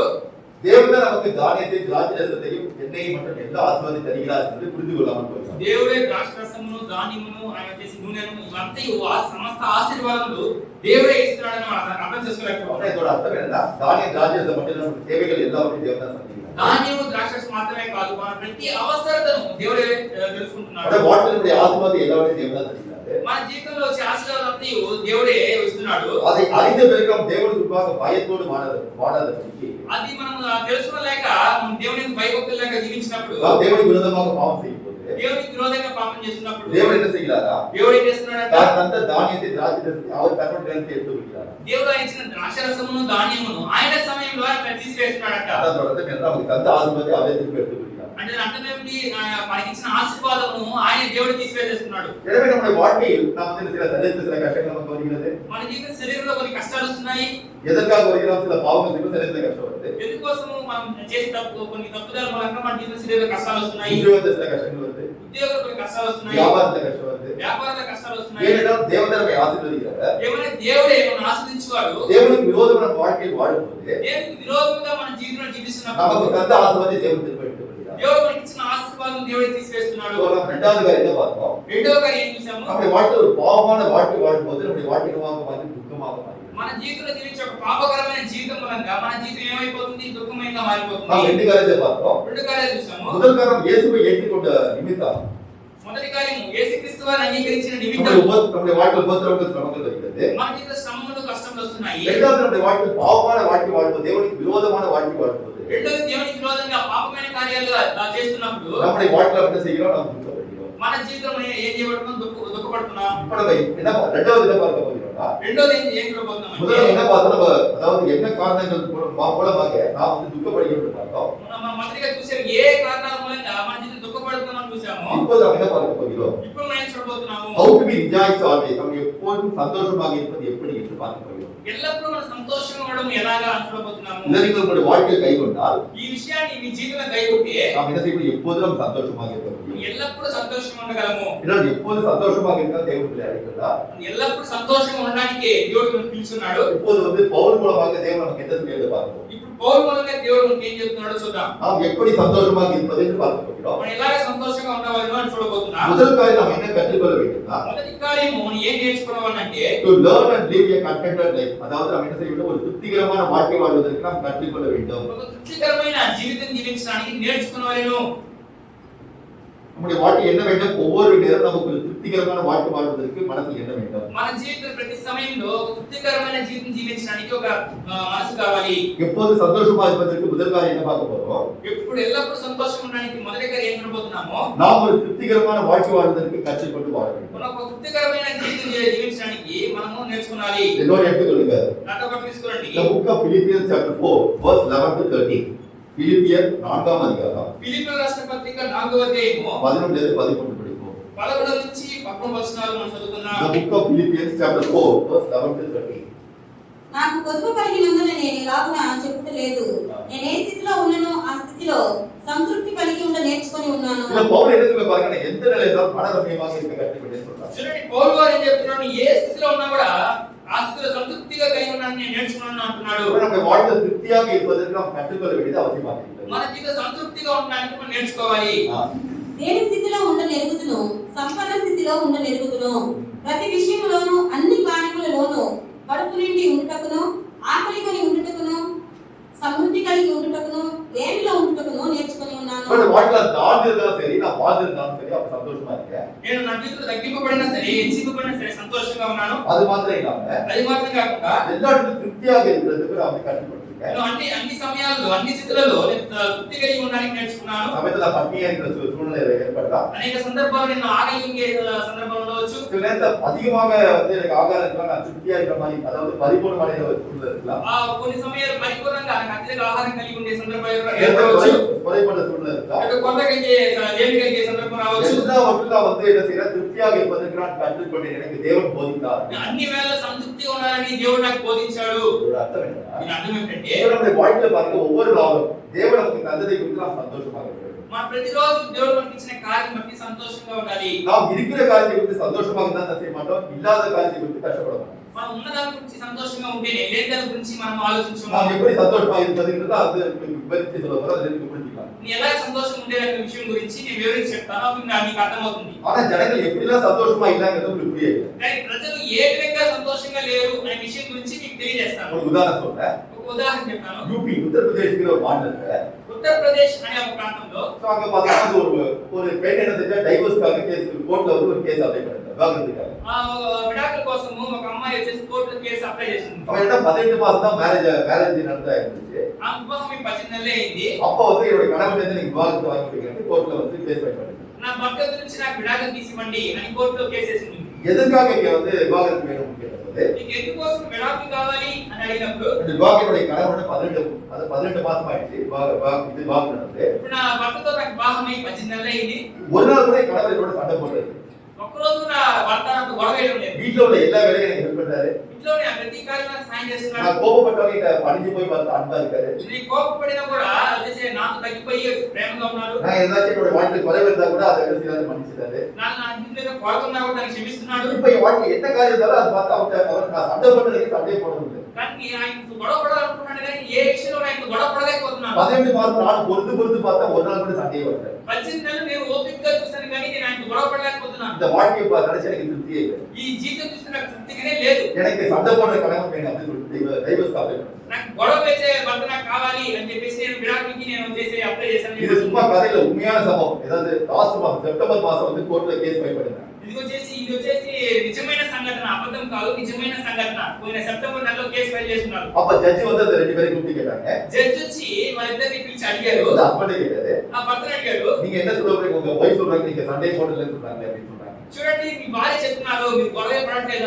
అనేసి మీరేం చెప్తారు అని అడుగుతున్నారు. அப்ப அவர் சொன்னாரு, అప్పుడు ఆయన చెప్పాడు, மனைவியோட சந்தோஷமா இருக்க அவன் என்ன செஞ்சாலும் அதை அனுசரிச்சு போக నా భార్యతో నేను సంతోషంగా ఉండడానికి ఇష్టపడుతున్నాను. ఆమె ఏం చేసినా కూడా ఆమెతో నేను కలిసి ఉండడానికి ఇష్టపడుతున్నాను. நீங்க புத்தி சொல்லி என்னோட அனுப்பி வைங்க. ఆమెకు బుద్ధి చెప్పి నాకు పంపించండి. விவாகரத்து பண்றதுக்கு விவாகரத்து வந்து நீங்க வந்து தராதீங்க. మీరు విడాకులు ఇవ్వకండి. நான் மனைவியோட சேர்ந்து தான் இருக்க விரும்புறேன். నేను నా భార్యతో కలిసి ఉండడానికి ఇష్టపడుతున్నాను. அப்புறம் அந்த ஜட்ஜ் வந்து அந்த வைஃப்க்கு வந்து புத்தி சொல்லி வீட்டுக்கு அனுப்பிச்சு வச்சாரு. తర్వాత ఆ జడ్జి చేసి ఆ భార్యకి బుద్ధి చెప్పి ఇంటికి పంపించాడు. இதுல என்ன சொல்ல விரும்புறேன்னா, ఇందులో నుంచి నేను ఏం చెప్పదలుచుకున్నానంటే, அதாவது உலகத்துல எப்படி வேணாலும் திருப்தி இல்லாம இருக்கலாம். ఈ లోకంలో ఏ విధమైన కూడా తృప్తి లేకుండా ఉండొచ్చు. ஆனா இருக்கிற காரியத்துக்கு நம்ம திருப்தியாம இருக்கலாம். మరి ఉన్న కార్యం బట్టి మనం తృప్తిగా ఉండవచ్చు. அப்புறம் நம்மளோட வாழ்க்கை இருக்கிற காரியத்துக்கு திருப்தியா இருந்தா இல்லாத காரியத்துக்கு நம்ம நினைக்க மாட்டோம். మనం ఉన్న కార్యం బట్టి తృప్తిగా ఉంటే లేని కార్యం గురించి మనం ఆలోచించము. நம்மளுடைய வாழ்க்கையில அநேக தருணம் நாம் எதற்காக திருப்தியாக இல்லாம இருக்கோம். మన జీవితంలో అనేక తరుణాల్లో ఎందుకోసం తృప్తిగా లేకుండా ఉన్నాము. முதல் மணி, அந்த பணத்தை குறித்து நமக்கு திருப்தி இல்லாம. మొదటిగా డబ్బును బట్టి మనం తృప్తి లేదు. இதை குறித்து என்ன பவுல் என்ன சொல்றாரு பார்ப்போம். చూడండి దీన్ని బట్టి పౌలు ఏం చెప్తున్నాడని 1 தீமோத்தேயு 6ஆம் அதிகாரத்துல 6-8 பார்ப்போம். The book of 1 Timothy Timothy రాసిన మొదటి పత్రిక chapter 6 verse 68. The book of 1 Timothy chapter 6 verse 68. 1 Timothy 6ஆம் அதிகாரம் 6-8 வசனங்களை பார்ப்போம். 6 నుంచి 8 వచనం చూద్దాం. 6వ అధ్యాయము 6 నుంచి 8 వచనం. సంతృష్టి సహితమైన దైవభక్తి గొప్ప లాభ సాధనమై ఉన్నది. మనకి లోకంలోనికి ఏమీయూ తేలేదు, దీనిలో నుండి ఏమీయూ తీసుకొని పోలేము. இந்த உலகத்தில் போதுமிக்கிற மனதிற்குரிய தேவபக்தி மிகுந்த ஆதாயம் என்று தேவன் சொல்கிறார். సంతుష్టి సహితమైన దైవభక్తి గొప్ప లాభసాధనమని దేవుడు చెప్తున్నాడు. அடுத்தவர் சொல்கிறார், తర్వాత వచనం இந்த చెప్తున్నాడు, உலகத்துல ஒன்றும் கொண்டு வந்து இந்த உலகத்தை விட்டு நாம் ஒன்றும் எடுத்து போக போவதும் இல்லை. మన ఈ లోకంలోకి ఏమీ తెలియదు, దీని నుంచి మనం ఏమీ తీసుకోలేము. அதைத்தான் வந்து யோபு சொல்கிறார். అదే యోబు చెప్తున్నాడు, இந்த உலகத்தில் நிர்வாணமாக வந்து ఈ లోకంలోని దిగబడే వచ్చి நிர்வாணமாக இந்த உலகத்தை விட்டு போக போகிறேன். తిరిగి నేను దిగబడే ఈ లోకాన్ని విడిచిపెట్టి వెళ్ళవలను. அதாவது இந்த உலகத்தில் நான் செய்த எந்த ஒரு காரியத்தை கூட நான் எடுத்து செல்ல போக போவதில்லை. ఈ లోకంలో చేసే ఎటువంటి కార్యాలు కూడా వాటితో నేను తీసుకువెళ్ళలేను. இப்ப இந்த வந்து இந்த உலகத்தை வந்து நம்ம வந்து வீடு வாங்கிக்கலாம், பங்களா கட்டிக்கலாம், ఈ లోకంలో మనం ఇల్లు కొని ఉండొచ్చు, ఇల్లు కట్టుకుని ఉండొచ్చు, சொந்தமா கார் வாங்கிக்கலாம், సొంతంగా కారు కొని ఉండొచ్చు, பேங்க்ல லட்சக்கணக்கான பணம் வச்சிருக்கலாம். బ్యాంకులో లక్షల రూపాయలు డబ్బులు ఉండొచ్చు. ஆனா போகும்போது ஒரு பைசா ஒன்று கூட நம்ம கூட போகாது. మీరు వెళ్ళిపోయేటప్పుడు ఒక్క రూపాయి కూడా మీరు తీసుకెళ్ళలేరు. எனவே எட்டாவது சொல்றாரு, కాబట్టి ఎనిమిదవ వచనం చెప్తున్నారు, కాక అన్న వస్త్రములు కలవరమై ఉండి వాటితో తృప్తి పొంది ఉందుము. எனவே நமக்கு தேவன் தந்த ஒவ்வொரு விதத்திலும் திருப்தியாக நமக்கு தேவன் இன்னைக்கு என்ன தந்தாரோ అంటే మన దేవుడు ఇచ్చే ప్రతి కార్యం బట్టి సంతోషంగా ఉంటాము, తృప్తి కలిగి ఉంటాము. ఈ రోజు దేవుడు ఏమి ఇచ్చాడు? நமக்கு புசிக்கிறதுக்கு நமக்கு ஆகாரம் இருக்கா, அந்த திருப்தியாக. ఈ రోజు తినడానికి ఆహారం ఇచ్చాడా, దాన్ని బట్టి సంతృప్తిగా ఉండాలి. நமக்கு உடுத்துறதுக்கு ட்ரெஸ் இருக்கா, మనం వేసుకోవడానికి బట్టలు ఉన్నాయా, அப்படி அது திருப்தியாக. దాన్ని బట్టి సంతోషించాలి. அப்ப நம்ம வந்து பிரயாசப்படக்கூடாதுன்னு அல்ல. మనం ప్రయాస పడకూడదు అని ஆனா అంటే எனக்கு இது வேணும்னு நான் பெரியோடு இருக்கும்போது நம்ம செய்யறோம், பாவம் செய்கிறோம். ఇది నాకు కావాలి అని చెప్పేసి వెళ్ళేటప్పుడు మనం పాపం చేస్తున్నాం. So, எனவே நம்முடைய வாழ்க்கையில் தேவன் தந்த ஒவ்வொரு காரியத்தை குறித்து நாம் திருப்தியாக இருக்க வேண்டும். దేవుడు ఇచ్చే ప్రతి కార్యం బట్టి మనం తృప్తి కలిగి ఉండాలి. ஆனா அநேகர் என்ன செய்யறாங்க, எனக்கு பார்த்தா அந்த உத்தியோகத்தை பணம் வரணுமே அப்படின்னு நினைச்சதுக்கு கஷ்டப்படுவாங்க.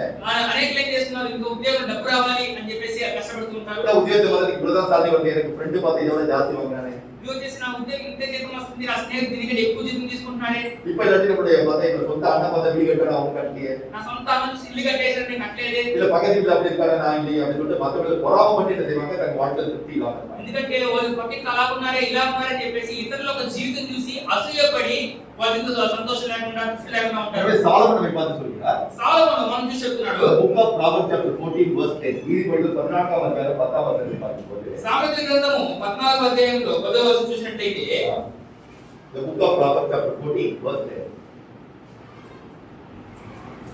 ఎవరి దుఃఖము వాని హృదయమునకే తెలియను, ఒకరి సంతోషంలో అన్యుడు పాలివాడు కానేరడు. அப்புறம் என்னுடைய துக்கம் எனக்கு தான் தெரியும், என்னுடைய துக்கத்துக்கு மத்தவங்க என்ன செய்ய முடியாது, அது காரணமா இருக்க முடியாது. చూడండి నా దుఃఖం నాకే తెలుస్తుంది కానీ నా దుఃఖానికి ఇతరులు కారణంగా ఉండలేరు. அப்புறம் இதயம் துக்கமாக இருக்கிறது கையில தான் இருக்கு, சந்தோஷமா இருக்கிறது கையில தான். హృదయం దుఃఖపడడం నా చేతిలోనే ఉంది, హృదయం సంతోషించడం నా చేతిలోనే ஆனா ఉంది. துக்கமாக இருந்தா நம்ம வாழ்க்கையில என்ன நடக்கும்? దుఃఖంగా ఉంటే మన జీవితం ఏం జరుగుతుంది? The Book of Proverbs chapter 12 verse 25, நீதிமொழிகள் 12ஆம் அதிகாரம் 25ஆம் வசனத்தை பார்க்கும்போது, సామెతలు 12వ అధ్యాయము 25వ వచనం చూసినప్పుడు, ఒకని హృదయంలోని విచారము దాని కృంగచేయును, దైవ మాట దాన్ని సంతోషపెట్టును. so நம்முடைய மனசுல கவலை இருந்தா మన హృదయంలో బాధ ఉంటే அது நம்முடைய இதயத்தை ஒடுக்கும், அதான் நமக்கு என்ன செய்யும், பிபி வரும், ஹார்ட் அட்டாக் வரும், எல்லாம் வரும். మన జీవితం ఏం చేస్తుంది? బీపీ వస్తుంది, హార్ట్ అటాక్ వస్తుంది, అన్ని వస్తాయి. இது ஏன் வருது, நம்முடைய வாழ்க்கையில ஏன் மனசுல கவலை வருது? ఎందుకు ఇవన్నీ ఎందుకు వస్తున్నాయి? మన జీవితం ఎందుకు బాధ వస్తుంది? எனக்கு மட்டும் ஏன் இந்த கஷ்டம்? నాకు మాత్రం ఎందుకు ఈ కష్టం? என் வாழ்க்கையில எதிர்பார்த்த காரியம் நடக்க மாட்டேங்குது. నా జీవితం ఎందుకు చూసే కార్యం ఎందుకు జరగడం లేదు? இப்படி நம்முடைய வாழ்க்கையில ஏதாவது ஒரு காரியத்தை நினைக்கும் போது நமக்கு ஏதாவது திருப்தி இல்லாத காரியம் ఇలా ఏదో ఒకటి మన జీవితం అనుకుంటూ ఉన్నప్పుడు మన జీవితం తృప్తి లేకుండా మన కార్యాలు ఏర్పడుతున్నాయి. ஒன்று நம்ம பணத்தை கொண்டு நம்முடைய மனசுல கஷ்டங்கள் வருது. మొదటిగా డబ్బు గురించి మన జీవితంలో కష్టాలు వస్తున్నాయి. அப்ப நம்ம என்ன நினைக்கணும்னா, అప్పుడు మనకి ఏమనుకోవాలంటే, நாம் பிரயாசப்பட வேண்டும், நமக்கு கிடைக்க நல்லது. మనం ప్రయాస పడవద్దు, మనకు దొరికితే మంచిదే. ஆனால் தேவனே நம்மை ஆசீர்வதிக்கிறவர். ఎందుకంటే దేవుడే మనల్ని ఆశీర్వదించేవాడు. நாம் ஒவ்வொரு காலத்தில் நியாயமாக உண்மையாக நடக்கும்போது தேவன் நம்மை ஆசீர்வதிப்பார். మన ప్రతి కార్యం న్యాయంగా నిజంగా నడిచినప్పుడు దేవుడు మనల్ని ఖచ్చితంగా ఆశీర్వదిస్తాడు. என்ன சொல்ற தேவன், நீ அநேக காலம் கடன் கொடுப்பாய், நீ கடன் வாங்காதிருப்பாய் என்று சொல்கிறார். నువ్వు అనేకులకి నువ్వు అప్పు ఇస్తుడు కానీ నువ్వు అప్పు చేయకుందువు అని చెప్పి అంటున్నాడు. எனவே நம்மை ஆசீர்வாதமான ஒரு வாழ்க்கை வாழதான் தேவன் வந்து அழைத்திருக்கிறார். మనం ఒక ఆశీర్వాదమైన జీవితం జీవించడానికి దేవుడు పిలుస్తున్నాడు. ஆனால் இன்றைய நாளில் என்னுடைய கருத்தில் என்ன இருக்கிறதோ அதை குறித்து நாம் சந்தோஷமாக திருப்தியாக இருக்க வேண்டும். ఈ రోజు నా చేతిలో ఏదైతే ఉందో దాన్ని బట్టి నేను సంతోషంగా ఉండాలి. இரண்டாவது காரியம் மாத்திரம் நம்ம வாழ்க்கையில் வருகிற வியாதிகள், రెండో కార్యం మన జీవితంలో వచ్చే వ్యాధులు, diseases, stroke, sickness, நம்முடைய வாழ்க்கையில வந்து பார்த்தா சில பலகீனங்கள் இருக்கலாம், வியாதிகள் வரும், அதை குறித்து நம்ம மனசுல துக்கம் இருக்கலாம். మన జీవితంలో కొన్ని బలహీనతలు రావచ్చు, బలహీనత కలగవచ్చు, కొన్ని వ్యాధులు రావచ్చు, దాని మూలంగా మన జీవితంలో దుఃఖం ఏర్పడవచ్చు. பவுல் என்ன சொல்லிட்டு பார்ப்போம். చూడండి పౌలు గారు ఏం చెప్తున్నారు చూడండి. The book of 2 Corinthians కొరింథీయులకు రాసిన రెండవ పత్రిక chapter 12 verse 7 and 8. 2 కొరింథీయులు 12వ అధ్యాయం 7 8వ వచనం பார்ப்போம். 2వ అధ్యాయం 7 8వ వచనం చూద్దాం. నాకు కలిగిన ప్రత్యక్షతలు బహు విశేషంగా ఉన్నందున నేను అత్యధికముగా హెచ్చిపోకుండా నిమిత్తము, నాకు శరీరంలో ఒక ముళ్ళు నేను అత్యధికముగా హెచ్చిపోకుండా నిమిత్తము నన్ను నరకగొట్టుటకు సాతాను యొక్క దూతగా ఉంచబడెను. సో పౌలుடைய வாழ்க்கை தேவன் அநேக காரியத்தை வெளிப்படுத்தினார். చూడండి పౌలు యొక్క జీవితంలో దేవుడు అనేక కార్యాలు అతనికి ప్రత్యక్షపరిచారు. அவன் பரலோக ராஜ்யத்துக்கு அழைத்து சென்று பரலோக ராஜ்யத்தை குறித்து வெளிப்படுகிறார். అతను పరలోక రాజ్యానికి తీసుకువెళ్ళి పరలోక రాజ్యం గురించి అతను తెలియజేశాడు. So, இப்படி அநேக காரியங்கள் வெளிப்படுத்தி இயேசுவே உங்களுக்கு தரிசனமாக எல்லா காரியங்களும் வெளிப்படுகிறார். యేసుక్రీస్తు వారు అతని దర్శనమే అనేక కార్యాలను ప్రత్యక్షపరిచారు. இப்போ விசேஷித்த ஞானத்தை தந்து பல வரங்களை தந்த காரணத்தினால் లేక విశేష జ్ఞానం ఇచ్చి అనేక వరములు ఇవ్వబడిన కారణం చేత அவனுக்கு பெருமை வராதபடிக்கு అతనికి అతిశయపడకున్నట్టు so அந்த நேரத்தில் செய்த அவனுக்கு ஒரு முல்லை சரீரத்தில் கொடுத்திருந்தார். అతని శరీరంలో ఒక ముళ్ళు దేవుడు ఇచ్చుకున్నాడు. அந்த சரீரத்தில் ஒரு வியாதியை கொடுத்தார். అతని శరీరంలో వ్యాధి ఇచ్చాడు. இப்போது பவுல் என்ன செய்யலாம்? பவுல் வந்து ஜெபம் பண்ணும்போது அநேகருடைய வியாதி வந்து சுத்தமாகும். పౌలు ప్రార్థిస్తున్నప్పుడు అనేకులకు వ్యాధి స్వస్థపడుతుంది. செத்து போன மனுஷன் உயிரோடு இருக்கிறான். చనిపోయిన మనిషి ప్రాణంతో లేస్తున్నాడు. தீராத வியாதி குணமாகுது. తీరని వ్యాధులు నయమవుతున్నాయి. கூட வியாதி குணமாகுது. కానీ నా వ్యాధి స్వస్థ అవుతుంది. இயேசு பார்த்து 3 வாட்டி பிரேயர் பண்றான். యేసుక్రీస్తు వారు చూసి 3 సార్లు ప్రార్థన చేస్తున్నాడు. இயேசுவோட வார்த்தை என்ன சொல்றாரு? యేసుక్రీస్తు వారు అతను చూసి చెప్తున్నాడు. 8-9వ వచనం படிப்போம். ఇప్పుడు 8-9 వచనం చదువుదాం.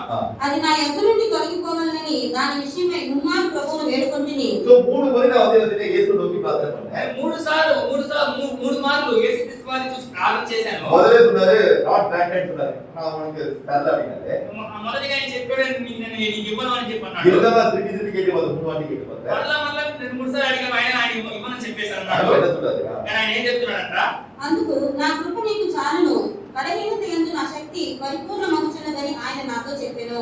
సో కాగా క్రీస్తు శక్తి నా మీద నిలిచి ఉండు నిమిత్తము విశేషముగా నా బలహీనత యందే బహు సంతోషముగా ఆశ్చర్యపడుతును. சரி என்ன சொல்றாரு பாருங்க. చూడండి ఏం చెప్తున్నాడు చూడండి. இயேசு வந்து என்ன சொல்றாரு? என்னோட கிருபை உனக்கு போதும். பலவீனம் அப்படிதான் இருக்கும். அந்த பலவீனத்தை நான் பலத்தை தந்து ஊழியத்தை செய்ய வைக்கிறேன்னு சொல்றாரு. అప్పుడు యేసుక్రీస్తు వారు ఏం చెప్తున్నారు? నా కృప నీకు చాలును, నీకు ఎప్పుడైతే బలహీనంగా ఉన్నావో ఆ సమయంలో నీకు బలం ఇచ్చి నా పరిచయం జరిగించుకుంటాను. இதோட அர்த்தம் என்ன? దీని అర్థం ఏంటంటే உங்களுக்கு சுகர் இருக்கா? சுகர் இருக்கும். మీకు షుగర్ ఉందా? షుగర్ ఉంటుంది. ஆனா சுகர்னால பிரச்சனை வரும். కానీ షుగర్ వల్ల మీకు సమస్య రాదు. பிபி இருக்கா? பிபி இருக்கும். మీకు బీపీ ఉందా? బీపీ ఉంటుంది. எல்லாரோட பிபி கம்ப்ளீட்டா கியூர் ஆகும் சொல்ல முடியாது. అందరి బీపీ కంప్లీట్ గా పూర్తి అయిపోతుందని చెప్పలేము. என்னோட தேவன் யெகோவா ரப்பா, అంటే యెహోవా రఫా பரிகாரி, పరిహారి பரிபூர்ண சுகத்தை தரக்கூடியவரா. పరిపూర్ణ స్వస్థత ஆனா ఇవ్వగలవాడు. ஒருத்தர் வாட்டி ஒரு குறைவை எதுக்கு வைக்கிறாரு? కానీ ఒకరి జీవితంలో ఒక కొరతను ఎందుకు పెడుతున్నాడు? நமக்கு எல்லாமே கிடைச்சா நான் பெருமையா நம்ம யாரையும் பிடிக்க முடியாது. ఇప్పుడు చేసి మన అన్ని మనకు దొరికితే మనం అతిశయపడిపోతాము. మనం ఎవరు పట్టుకోలేరు. யாரையும் மதிக்க மாட்டோம். ఎవరిని మనం గౌరవించము. எனவே வாழ்க்கையில ஒரு குறைவில தந்தாலும் அந்த சிவன் நம்ம அடங்கிடும். మన జీవితం దగ్గర కొరత పెడితే మనము అణిగి ఉంటాము. ஒவ்வொரு நாளும் தேவன் நோக்கி பிரார்த்தனை செய்வோம். ప్రతిరోజు దేవుని చూసి ప్రార్థన చేస్తాం. ஆண்டவரே இந்த சுகர் கண்ட்ரோல் இருக்கட்டும் கிருபை தாங்க. ప్రభువా ఈ షుగర్ కంట్రోల్ ఉన్నట్టు కృప దయచేయండి. பிபி அதிகமா எங்கிட்ட நீங்க ஹார்ட் அட்டாக் வரக்கூடாது.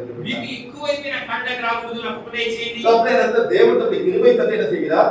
நம்முடைய பலவீனத்தில் பலத்தை வைத்து நம்ம என்ன செய்யறோம்? பயன்படுத்துகிறோம். దేవుడు ఆయన కృపను గ్రహించి మనం బలహీనత సమయంలో ఆయన బలం అనుగ్రహిస్తున్నాడు. அப்புறம் என்ன நம்ம மனசுல என்ன சுகம் வரக்கூடாது? అప్పుడు మన మనసులో ఎటువంటి శోకం రాకూడదు. ஆண்டவரை ஏற்றுக்கொண்டு எனக்கு பரிபூர்ண சுகம் கிடைக்கணும், சுகம் கிடைக்கல. ప్రభువా నేను అంగీకరిస్తే పరిపూర్ణ స్వస్థత వస్తుందనుకున్నాను, నాకు రాలేదే. ஏன்னா ஒவ்வொருத்தருக்கும் ஒரு கஷ்டத்தை வாழ்க்கையில் கொடுத்து என்ன செய்தாரு? தேவன் அந்த உபத்திரவத்தின் வழியாக நடத்துகிறார். దేవుడు ప్రతి ఒక్కరికి ఒక శ్రమను అనుమతించి దాని మూలంగా ఆయన నడిపిస్తున్నాడు. ஒருத்தருக்கு பண கஷ்டம் இருக்கும். ఒక డబ్బు కష్టం ఉంటుంది. எவ்வளவு பணம் வந்தாலும் வீட்டுல வந்து போதாது. ఎంత డబ్బు వచ్చినా కూడా ఇంట్లో చాలదు. ஒருத்தருக்கு பண கஷ்டம் இருக்கு, பணம் அதிகமா இஷ்டம் போல பணம். కొంతమందికి డబ్బు చాలా ఉంటుంది. ஆனா என்ன ஆகும்? சரீரத்துல சுகம் இருக்கு, சரீரத்துல வந்து வியாதி வந்து శరీరం స్వస్థత ఏదో వ్యాధులు వస్తూ ఉంటాయి. அப்ப ஒவ்வொருத்தருக்கும் ஒரு குறைவிலே தேவன் வைத்திருக்கிறார் என்று நீங்க புரிந்து கொண்டால் ప్రతి ఒక్కరికి ఏదో ఒక కొరత దేవుడు పెట్టి ఉన్నాడని అర్థం చేసుకుంటే அந்த கருத்தை அப்படியே ஏற்றுக்கொண்டு நாம் என்ன செய்வோம்? நாம் திருப்தியாக. ఆ కార్యం అంటే అంగీకరించి మనం సంతోషంగా ఉంటాము. எனவே இதயத்தின் கவலை இதயத்திற்கு தெரியும் அப்படின்னு சொல்றாரு. హృదయానికి ఒక దుఃఖం హృదయమునికే తెలియను అని சோ நம்முடைய வாழ்க்கையில மகிழ்ச்சி, நம்முடைய வாழ்க்கையில சந்தோஷத்துக்கு யார் வந்து பொறுப்பு? நாம் தான் பொறுப்பு. మన జీవితంలో సంతోషానికి ఎవరు బాధ్యత? మనమే బాధ్యత. அவர்களுடைய வாழ்க்கையில என்ன நடக்குது? எனக்கு இருக்கிறதை குறித்து நான் சந்தோஷப்பட வேண்டும். అంటే మన జీవితంలో మన జీవితం మనం ఏం చేయాలి? మనం ఉన్నదాన్ని బట్టి మనం సంతోషించాలి. இல்லாததை குறித்து நான் கஷ்டப்படக்கூடாது. లేని దాన్ని బట్టి కష్టపడకూడదు. இன்றைக்கு வாழ்க்கையில் இருக்கிறதை குறித்து சந்தோஷப்படணும். என்ன செய்வேன்? நான் திருப்தியோடு இருப்பேன்.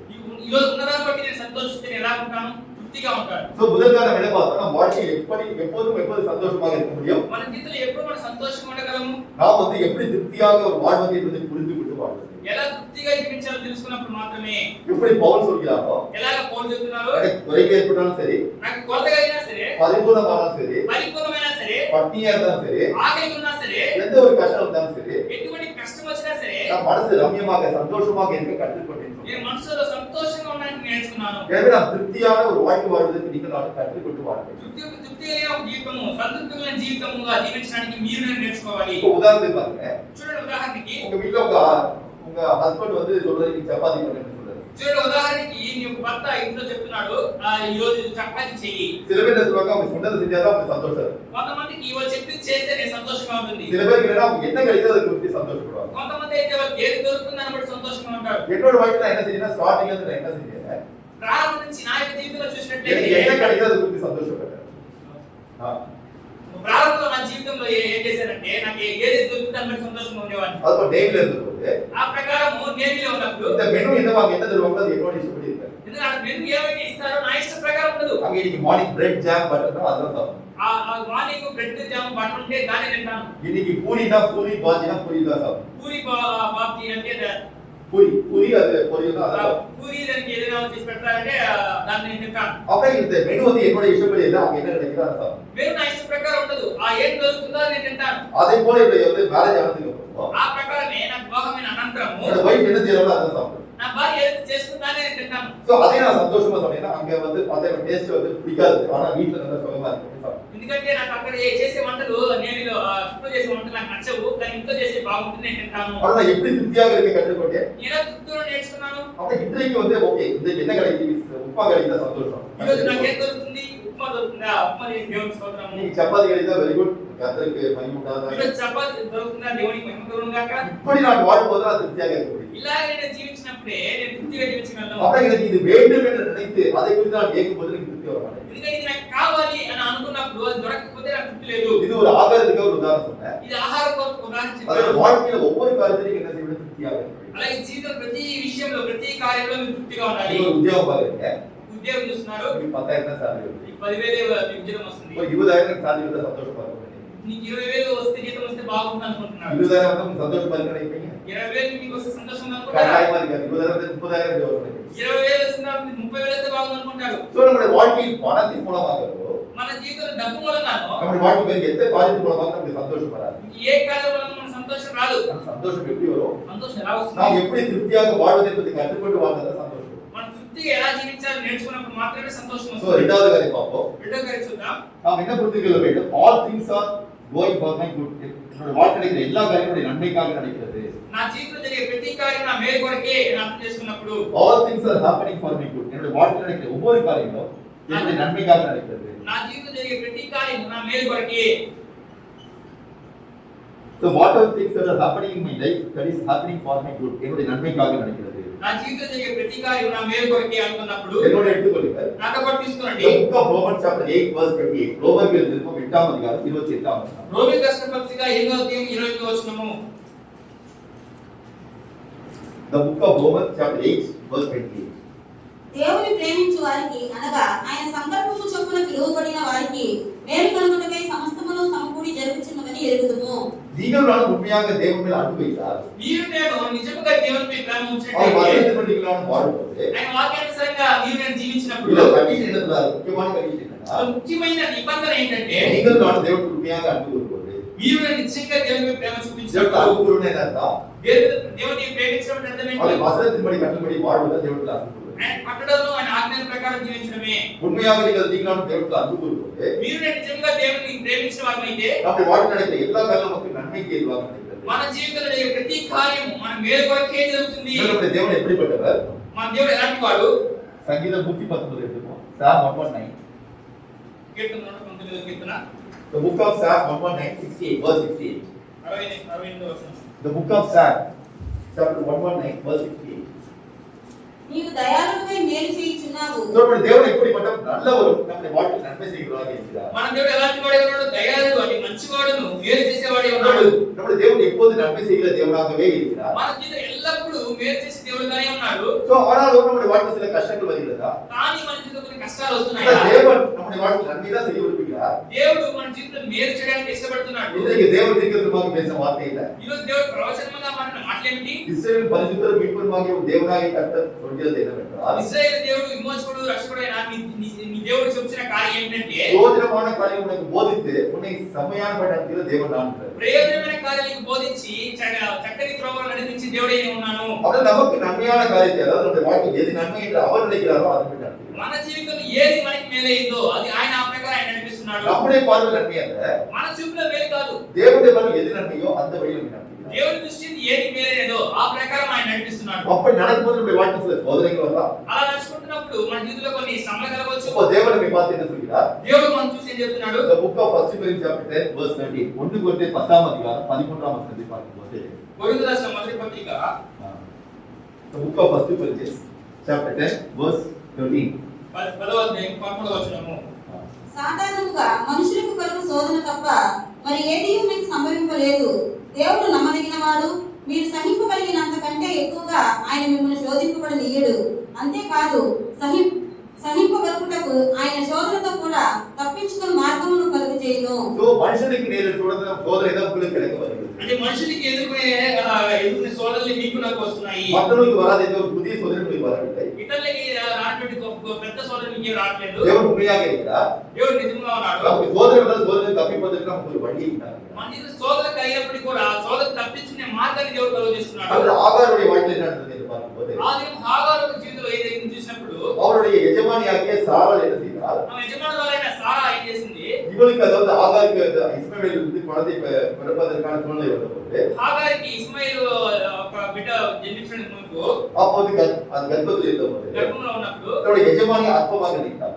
యజమానురాలు అల్పంగా తలుచుకునింది. எனவே என்ன செஞ்சா வீட்டு விட்டு அவர் துரத்திட்டார். ఇంట్లో తోలివేసింది. இப்ப ஆகார் வந்து வனாந்திரத்துக்கு தவித்த போது హాగారు అరణ్యంలో బాధపడుతున్నప్పుడు அப்போ தேவன் அவளை சந்தித்தார். దేవుడు తెలుసుకున్నాడు. ஆகாருக்கு நீ என்ன செய்யலாம் என்று தேவன் அவளை நோக்கி வந்தார். హాగారు నువ్వు ఏం చేస్తున్నావు అని చెప్పేసి దేవుడు తెలుసుకున్నాడు. நீ மீண்டும் வந்து உன்னுடைய எஜமானிக்கு கீழே போய் அவளுக்கு அடங்கி இருக்கு சொன்னார். మరలా నీ యజమానురాలి కింద వెళ్ళి నువ్వు ఆమెకి లోబడి ఉండు. நான் உன்னோட கூட இருந்து ஒரு வழி நடத்துவார். నేను నీ తోడే నిన్ను నడిపిస్తాను. அந்த ஆகார் தேவனை அறியாத பெண்ணாக இருந்தாலும் தேவன் என்ன செய்தார்? அவளுக்கு காண்கின்ற தேவனாக இருந்தால் அவளை எடுத்து வழி நடத்தினார். హాగారు దేవుని ఎరగని అమ్మాయి ఉన్నప్పుడు దేవుడు ఆమెను చూశాడు. సో எனவே நம்முடைய வாழ்க்கையில தேவன் நமக்கு நன்மை மாத்திரமே செய்வார். మన జీవితంలో కూడా దేవుడు మేలు మాత్రమే చేస్తాడు. அன்றைக்கு பாருங்க யோசேப்புடைய வாழ்க்கை நீங்க பார்க்கும்போது ఆ దినం మీరు చూడండి యోసేపు జీవితం చూసినప్పుడు யாக்கோபு ராகேல் ரெண்டு பேரும் மிகவும் பிரியமுள்ள ஒரு குமாரனாக இருந்தார். యాకోబు రాహేలుకి చాలా ప్రియమైన కుమారుడుగా ఉన్నాడు. வயதான காலத்துல வந்து பார்த்தா யாக்கோபுக்கு பிறந்தார். చాలా వృద్ధాప్యంలో యాకోబు కథ జన్మించాడు. సో அந்த யாக்கோபு அதிகமாக அன்பு யார் வைத்திருந்தா யோசேப்பு வைத்திருந்தார். ఆ యాకోబు అత్యధికమైన ప్రేమ ఎవరి మీద పెట్టున్నాడు? యోసేపు మీద పెట్టుకున్నాడు. எனவே யோசேப்புடைய வாழ்க்கை எப்படி இருந்திருக்கும்? மிகவும் ரொம்ப பார்த்தா ரொம்ப அவங்க மேல அன்பாக இருந்த காரணம் நமக்கு எல்லாமே கிடைச்சது வாழ்க்கையில. ఆ యాకోబు యేసుని చాలా ప్రేమ ఉంచిన మూలంగా అన్ని దొరికింటాయి అతనికి. సో அவனுக்கு பிடிச்ச ட்ரெஸ்லாம் வந்து அவனுக்கு வந்து செஞ்சு கொடுத்துருந்தாங்க. అతనికి ఇష్టమైన వస్త్రాలు అతను చేసి ఉంటాడు. సో மத்தவங்களோட ஸ்பெஷல் ட்ரீட்மெண்ட் அவனுக்கு பார்த்தா ஸ்பெஷల్ பையனாக வளர்ந்துட்டான். ఇతరందరికంటే ఇతరందరి పిల్లలకంటే అతను స్పెషల్ గా గొప్పగా పెంచాడు. அவனோட வாழ்க்கை தேவன் என்ன செய்தார்? కానీ అతని జీవితం దేవుడు ఏం చేశాడు? அவனோட சகோதரனை வெறுப்பதற்கு வழி செய்தார். అతని సహోదరులు అతను ద్వేషించినట్టు మార్గం చేశాడు. அவன் அடிமையாக விற்கப்பட்டான். అతను బానిసగా అమ్మివేయబడ్డాడు. சிறையில் அடைக்கப்பட்டான். చెరసాలలో వేయబడ్డాడు. கடைசியாக உயர்த்தப்பட்டு என்ன செஞ்சான்? எகிப்துல வந்து ராஜாக்கு அடுத்த பொசிஷன்ல போனான். తర్వాత చివరికి హెచ్చింపబడి మరో రాజు కింద చేసి తర్వాత హెచ్చించబడ్డాడు. సో அவனுடைய ஸ்டார்டிங்ல என்ன நினைச்சிருக்க? மனசுல என்ன கஷ்டப்பட்டுக்கலாம்? అతను ప్రారంభంలో మనసులో ఏం కష్టపడవచ్చు? இவனோட வாழ்க்கையில மட்டும் ஏன் இப்படி கஷ்டப்படுறேன்? నా జీవితంలో మరి ఎందుకు ఇంత కష్టపడుతున్నాను? என்னோட கூட இருக்க இவ்வளவு சகோதரரை பார்த்தா என்ன சந்தோஷமா இருக்காங்க. నా సహోదరు నా తోటి సహోదరు చాలా సంతోషంగా நான் ఉన్నారు. மட்டும் அடிமையாக இருக்கேன். నేను మాత్రం బానిసగా ఇక్కడ ఉన్నాను. ஆனா அவருடைய வாழ்க்கையில அந்த கஷ்டத்தையோட அனுபவித்து பொறுமையாக இருந்தபோது అతని జీవితంలో అతని కష్టాలు అనుభవించి ఓర్పు కలిగి ఉన్నప్పుడు தேவனுக்கு முன்பாக உண்மையாக இருந்தபோது దేవుని ఎదుట నిజంగా నమ్మకంగా ఉన్నప్పుడు தேவன் அந்த காரியத்தை அவருடைய வாழ்க்கை நன்மைக்கு எதுவாக அனுமானிக்கிறார். దేవుడు ఆ కార్యాలు అతనికి మేలు కొరకే చేశాడు. సో நம்முடைய வாழ்க்கை நடக்கிற ஒவ்வொரு காரியமுடைய வாழ்க்கையில் நன்மைக்கு எதுவாக நடக்கிறது என்பதை நீங்கள் புரிந்து கொண்டால் మన జీవితంలో ప్రతి కార్యం మన మేలు కొరకే జరుగుతుందని అర్థం చేసుకుంటే நாம் கஷ்டப்பட மாட்டோம். మనం కష్టపడము. ஒரு உண்மை சம்பந்தத்தை சொல்லி உங்களுக்கு புரிய வைக்கிறேன். ఒక నిజమైన సంఘటన మీకు తెలియజేస్తాను. ஊட்டியில ஒரு டிஎஸ் வந்து அது ஒரு மேனேஜர் இருந்தாரு. ఊటీలో టీ ఎస్టేట్ ఒక మేనేజర్ ఉండేవాడు. அந்த டிஎஸ் ஓனர் வேற எங்கேயோ இருக்காரு. ఆ టీ ఎస్టేట్ యొక్క ఓనర్ వేరే చోట ఉండేవాడు. அந்த டிஎஸ் வந்து பாத்துக்கிறதுக்கு அந்த மேனேஜர் வந்து வச்சிருக்காரு. ఆ టీ ఎస్టేట్ ని చూసుకోవడానికి ఆ మేనేజర్ ని అతను నియమించుకున్నాడు. அந்த மேனேஜருக்கு ஒரு ஜீப் கொடுத்து என்ன செய்வாரு? அவர் அப்படியே பார்த்தா ரவுண்ட் அடிச்சு பார்க்கணும் எப்படி நடக்குது இந்த ஒர்க் நடக்குது பார்க்கணும். ఆ మేనేజర్ కి ఒక జీప్ ఇవ్వబడి ఉంది. ఆ జీప్ ఆయన తిరుగుతూ అక్కడ పనులు ఎలా జరుగుతుందో చూస్తూ ఉండేవాడు. இந்த மேனேஜர் என்ன செய்யறாரு? அவர் ஒரு இவாஞ்சலிஸ்ட், அதாவது விசேஷகர், அதாவது தேவனுடைய வார்த்தை சொல்லி அநேக சபைக்கு சொல்றாரு. అతను వచ్చేసి ఆ ఒక మేనేజర్ ఒక స్వార్థకుడు అనేక సంఘాలకు వెళ్ళి దేవుడి స్వార్థను ప్రకటించేవాడు. எனவே டைம் கிடைக்கும்போது பல சர்ச்சுக்கு போயிட்டு செய்வார், தேவனுடைய வார்த்தை சொல்வாரு. సమయం దొరికినప్పుడు అనేక మందిరాలకు వెళ్ళి ఆయన దేవుడికి మాటలు చెప్పేవాడు. பல இடத்துல மீட்டிங் அட்டெண்ட் பண்ணுவாரு. అనేక చోట్ల మీటింగ్ అటెండ్ అయ్యేవాడు. அப்படி ஒரு நாளைக்கு ஒரு ஜீப்ல போயிட்டு இருந்தபோது ఒక రోజు అతను జీప్ లో వెళ్తున్నప్పుడు இந்த இடத்துல பாத்தீங்கன்னா அந்த லீவ்ஸ் வந்து பரிசீலனை செஞ்சாங்க, கூடையில போட்டுட்டாங்க. టీ ఒక ఆకుల్ని తీసి ఆయన వెనక పొట్టలో వేసుకుంటూ ఉండేవాడు. அப்ப தேவ ஆவியானவர் அவருடைய மனசுல பேச தேவனோட பேசுறாரு. దేవుని ఆత్మ ఆయన అతని హృదయంలో మాట్లాడుతున్నారు. நீ ஜீப் ஓட்டி இறக்க அந்த அம்மா பேசுறாரு.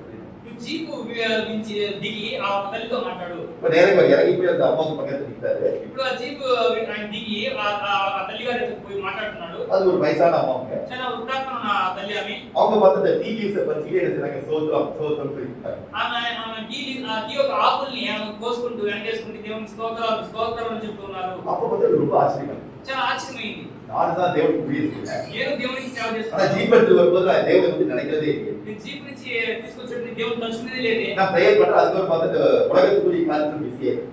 నేను ప్రార్థన చేస్తున్నాను, ఈ లోక సంబంధమైన కార్యాలు చాలా బిజీ ஆனா అయిపోతున్నాను. வேலை செய்யும்போது பார்த்தா தேவனை நினைச்சிட்டு சோத்திர சோத்திரம் சொல்றாங்க. కానీ పనిచేసే సమయంలో కూడా దేవునికి స్తోత్రం స్తోత్రం చెప్తున్నారే. அப்ப தேவன் சொல்றாரு, நீ எங்களை அவங்கள்ட்ட பேசு அப்படின்னு சொல்றது. దేవుడు చెప్తున్నాడు, ఆమెతో మాట్లాడు అంటున్నాడు. அப்ப அந்த அம்மா நீங்க உங்க பேரு என்ன கேட்கிறாரு. తల్లికి పేరేంటమ్మా అని అడుగుతున్నాడు. என்னோட பேர் மேரி அப்படின்னு சொன்னாங்க. నాకు పేరు మేరీ అంటున్నామే. அப்படியா, ஓகே, நீங்க என்ன கிறிஸ்டியானிக்கு ஆமா கிறிஸ்டியன் தானே, சபைக்கு பாருங்க சொன்னாங்க.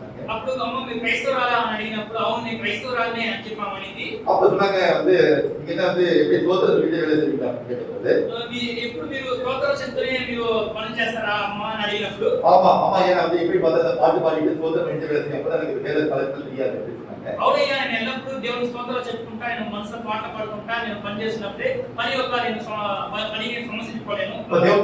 தேவனுடைய ஆசீர்வாதம் சொல்லிட்டு அவங்க அவர் வந்து கேட்டாரு. దేవుడిని ఆశ్రయించిన కాక అని చెప్పేసి ఆమె వెళ్ళిపోయాడు. அப்ப சில பாதங்கள் முடிஞ்ச பிறகு కొన్ని నెలల తర్వాత திருப்பி அவர் வந்து அந்த ரவுட் அடிச்சு எஸ்டேட் ரவுட் அடிச்சு మళ్ళా ఎస్టేట్ అని తిరుగుతూ వస్తున్నప్పుడు அப்ப பார்த்தா அந்த மேரி வேலை செய்யற இடத்துல அவங்க இல்ல. మేరీ ఆమె పనిచేసే చోట్ల ఆమె లేదు. அவர் சூப்பர்வைசர் கூப்பிட்டு கேட்டாரு, என்ன ஆச்சு அவங்க மேரி வேலைக்கு வரலையான்னு கேட்டபோது, అక్కడ ఉన్న సూపర్వైజర్ పిలిచి అడిగాడు, ఆ మేరీ అనే ఒక తల్లిగారు రాలేదని అడిగారు. அவங்க பையனுக்கு செத்து போயிட்டாங்க.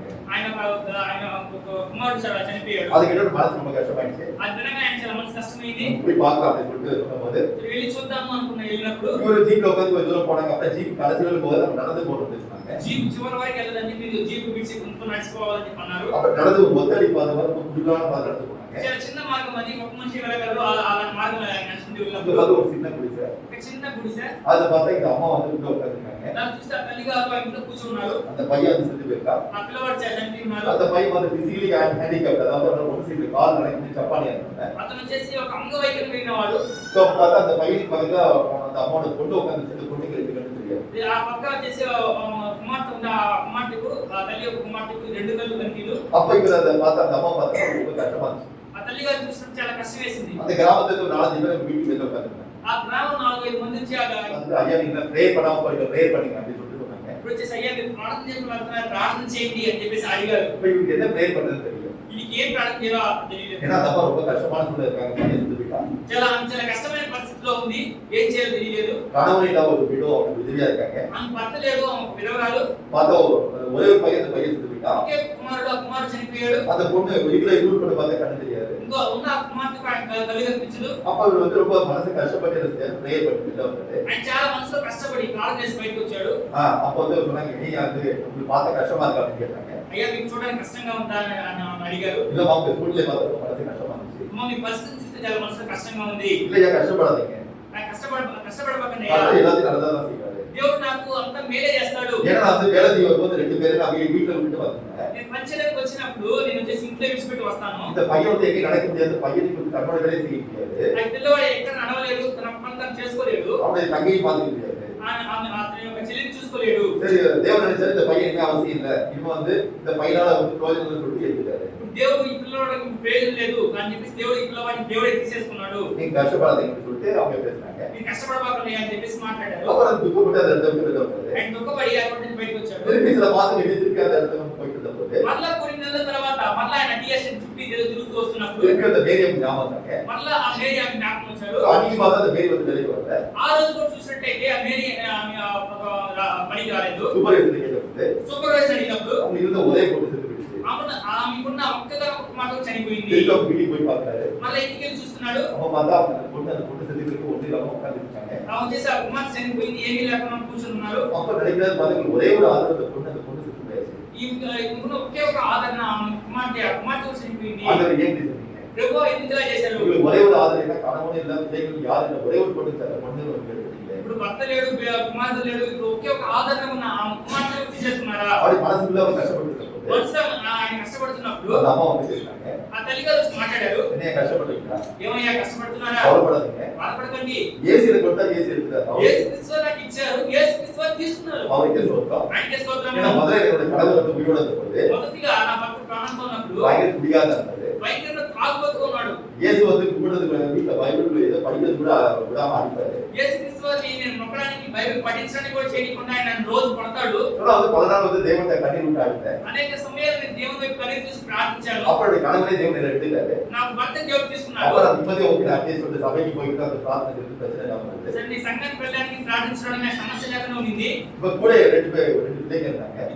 నాతో ఇద్దరు పిల్లలు ఉన్నారు. இந்த பிள்ளைங்க எல்லாம் கஷ்டப்பட்டு எல்லா காரியத்தையும் செய்ய வேண்டியிருந்துச்சு. ఈ ఇద్దరు పిల్లలు కూడా కష్టపడి చాలా కార్యాలు చేయవలసి ఉంది. இப்ப தேவன் இந்த பிள்ளைகளோட மேல அது வந்து பிள்ளைங்க எடுத்துட்டாரு. ఇప్పుడు ఈ బిడ్డలు కొన్ని వద్దు అని దేవుడు తీసేసుకున్నాడు. இப்ப என்னோட வாழ்க்கையில எந்த ஒரு சுகமும் இல்ல. నా జీవితంలో ఎటువంటి సమస్య లేదు. இப்ப நான் இந்த சபையில போய் நானும் முடிஞ்ச வேலை செஞ்சுட்டு அவங்க என்ன தராங்க சாப்பிட்டா தேவன் வந்து దేవునికాக ఆరాధన పట్టి அந்த సభలో இருக்காரு. నేను వెళ్తున్న సంఘంలోకి వెళ్ళి ఏం చేస్తున్నారో అది తినేసి దేవునికి సంబంధించిన కార్యాలు చేసుకుంటూ ఆ సంఘంలో ఉండిపోతాను. இது என்னோட வாழ்க்கை దేవునికాக అర్పించబడింది. ఇంకా నాకు జీవితం దేవుడికి అర్పించబోతున్నాను. இது ஒரு கடமை எனக்கு சுமையா இருந்தது. నా భర్త కింద నాకు ఒక భారంగా ఉన్నాడు. ரெண்டு பிள்ளைங்க வந்து அவங்க மேல வந்து என் மேல சுமையா இருக்கிற மேல இருந்துச்சு. నా ఇద్దరు పిల్లలు ఒక భారంగా ఉంది, వారిని పని చేయవలసి ఉంది. இனிமே எனக்கு எந்த ஒரு பாரம் இல்லை. నాకు ఎటువంటి భారం లేదు. సో దేవునికాக வந்து உண்மையா என்னோட வாழ்க்கை அர்ப்பணிச்சு வாழ்றேன். దేవుని కోసం నిజంగా నా జీవితం అప్పగించి నేను చేయబోతున్నాను. அப்ப அந்த இடத்துல விட்டு வந்தபோது ఆ చోట విడిచిపెట్టి ఆయన వచ్చినప్పుడు இயேசுவோட பேசினார். యేసుక్రీస్తు వారు ఆయనతో మాట్లాడారు. மகனே நீ என்ன நினைக்கிற, எனக்காக ரொம்ப அன்பா இருக்கு. కుమారుడా నువ్వు ఏమనుకుంటున్నావు? నువ్వు నా కోసం చాలా ప్రేమగా ఉన్నావు. எனக்காக ஊழியம் இருக்கிற. నా కోసం సేవ చేస్తున్నావు. நீ மேல ரொம்ப வந்து வைராக்கியமா இருக்க நினைக்கிறேன். నా కోసం నువ్వు చాలా వైరాగ్యంగా ఉన్నావు అనుకుంటున్నావు. நாளைக்கு வந்து செத்து போனா நீ அதாவது நீ வந்து பரலோகத்துக்கு வருவியா, அந்த அம்மா வருவாங்க. రేపు నువ్వు మరణిస్తే నువ్వు పరలోకానికి వస్తావా లేదా తల్లి గారు పరలోకానికి వస్తారా? அவர் சொன்னாரு எனக்கு சந்தேகம் எனக்கு தெரியாது, வருவதா தெரியாது. ప్రభువా నాకు సందేహమే, నేను వస్తానో రానో నాకు తెలియదు. ஆனா அந்த அம்மா கட்டாயம் வருவாங்க. కానీ నా తల్లి గారు ఖచ్చితంగా వస్తారు. அப்ப இயேசு அவர்கிட்ட சொன்னாரா, అప్పుడు యేసుక్రీస్తు వారు అతని చూసి చెప్పాడంట, உனக்கு நல்ல படிப்பு தந்த, ஞானத்தை தந்த, నీకు మంచి చదువు ఇచ్చాను, మంచి జ్ఞానం ఇచ్చాను, நல்ல வேலை பார்க்க, మంచి ఉద్యోగం చూస్తున్నాను, அழகான ஒரு மனைவி தந்த, అందమైన ఒక నీ భార్యని ఇచ్చాను, ரெண்டு பிள்ளைங்க இருக்காங்க, ரெண்டு பிள்ளைங்க நல்ல கான்வென்ட்ல ஸ்கூல்ல படிக்கிறாங்க, ఇద్దరు పిల్లలు ఉన్నారు, ఇద్దరు పిల్లలు మంచి స్కూల్లో చదువుతున్నారు, உனக்கு என்ன தேவை எல்லாத்தையும் சந்திச்சேன். నీకు ఏ అవసరం ప్రతి ఒక్కటి నేను తెలుసుకున్నాను. ஆனா அந்த அம்மா பாரு, அந்த அம்மா ஒண்ணு கிடையாது. ఆ తల్లి చూస్తుంటే ఆ తల్లికి ఏమీ లేదు. நாளைக்கு என்ன கிடைக்கும் அதே அவனுக்கு தெரியாது. రేపు ఏం దొరుకుతుందో ఆ తల్లికి తెలియదు. ஆனா அந்த கஷ்டத்துக்கு ஏற்ற உண்மையா இருக்காங்க. ఆ కష్టంలో కూడా ఆయన నమ్మకంగా ఉంది. என்னோட வாழ்க்கை எல்லாத்தையும் தேவனுடைய வாழ்க்கை நன்மைக்காக நடத்துறான்னு நினைச்சாங்க. కానీ ఆ జీవితం జరిగించే ప్రతి కార్యాన్ని ఆ మేలు కోసమే ఆయన చేస్తున్నా ఆమె తెలుసుకునింది. அவருடைய வாழ்க்கை நான் எல்லா காரியத்தையும் எல்லா ஆசீர்வாதத்தையும் பெற்றேன். కానీ నీ జీవితంలో నేను సమస్త ఆశీర్వాదం ఇచ్చాను. நீங்க இந்த அன்பா இருக்கிறது பெரிய காரியம். నువ్వు నా పై ఉండే ప్రేమించే ప్రతి విషయమే కాదు. இல்ல நான் ஒவ்வொரு காரியத்தையும் கொண்டு எடுத்துடா, நீ என்ன அன்பா இருக்கியா அப்படின்னு கேட்டேன். నీ దగ్గర ఉండే ప్రతి కార్యాన్ని తీసివేస్తే నువ్వు ప్రేమగా ఉంటావా? அது சொல்றது புரியுதா உங்களுக்கு? చెప్పేది నీకు అర్థమవుతుందా? அன்னைக்கு அந்த மேரி எவ்வளவு கஷ்டப்பட்ட போது தேவனுடைய உண்மையாக இருந்தார். ఆ మేరీ అనే ఒక తల్లి అంత కష్టపడినప్పుడు కూడా దేవుని మీద నమ్మకంగా ఉంది. இல்ல நம்முடைய வாழ்க்கை எல்லாமே தேவன் நன்மைக்கு, நம்முடைய வாழ்க்கை நன்மைக்கு எதுவாக நடக்கிறது. మన జీవితం సమస్తము దేవుని మేలు కొరకే చేస్తున్నాడని అర్థం చేసుకోవాలి. எல்லா மனரம்யமாக இருப்பதற்கு நாம் கற்றுக்கொள்ள வேண்டும். అన్ని వేళలో మనసులో మనం సంతృప్తి కలిగి జీవించడానికి నేర్చుకోవాలి. நாம் புரிந்து கொள்ள வேண்டிய காரியம் என்ன? మనం అర్థం చేసుకోవాల్సిన కార్యం ఏంటంటే எல்லா காரியத்தையும் தேவனுடைய வாழ்க்கை நன்மைக்கு எதுவாக மாற்றத்தான் செய்கிறார் என்ற ஒரு தீர்மானம் மனதில் வேண்டும். అన్ని మనం చేసే సమస్త కార్యాలు దేవుడు మన మేలు కొరకే చేస్తున్నాడు అనే తీర్మానంలోకి మనం రావాలి. அப்போது ஒரு வாழ்க்கையில வரும் சந்தோஷம் வரும். అప్పుడు మీ జీవితం ఏమొస్తుంది? సంతోషం వస్తుంది. ஒருபோது மனசு துக்கம் வரது என்ன வரும்? ஏன் வாழ்க்கை மட்டும் ஏன் మన జీవితంలో ఎన్నడూ దుఃఖం రాదు, ఎందుకు నా జీవితంలో జరుగుతుంది అని. மூன்றாவது என்னன்னா, మూడో ఏంటంటే joyful in God is the strength. நாம் கர்த்தருக்கு சந்தோஷமாக இருப்பது நமக்கு பலனாக இருக்கிறது. మన ప్రభువునందు ఆనందించడమే మనకు బలమై ఉన్నది. நாம் துக்கமாக இருந்தால் మన దుఃఖంగా ఉంటే அது நம்முடைய வாழ்க்கை என்னவாக வரும்? நமக்கு அது ஒரு பலவீனமாக மாறிவிடும். మన జీవితంలో ఏమవుతుంది? ఒక బలహీనంగా మారిపోతుంది. அப்படின்னா நாம் தேவனுக்குள்ள எப்படி இருக்க வேண்டும்? మనం దేవుని ప్రభువునందు ఎలా ఉండాలి? நாம் மகிழ்ச்சியாக சந்தோஷமாக இருந்தால் அது நமக்கு பலமாக இருக்கும். మన సంతోషంగా ఉంటే మనకు బలంగా ఉంటుంది. அதைத்தான் நெகேமியா மூலமாக தேவன் நமக்கு சொல்கிறார். అదే నెహెమియా మూలంగా దేవుడు మనకు చెప్తున్నాడు. The book of Nehemiah chapter 8 verse 10. Book of Nehemiah chapter 8 verse 10. Nehemiah గ్రంథము 8వ అధ్యాయం 10వ వచనం. 8వ అధ్యాయం 10వ వచనము.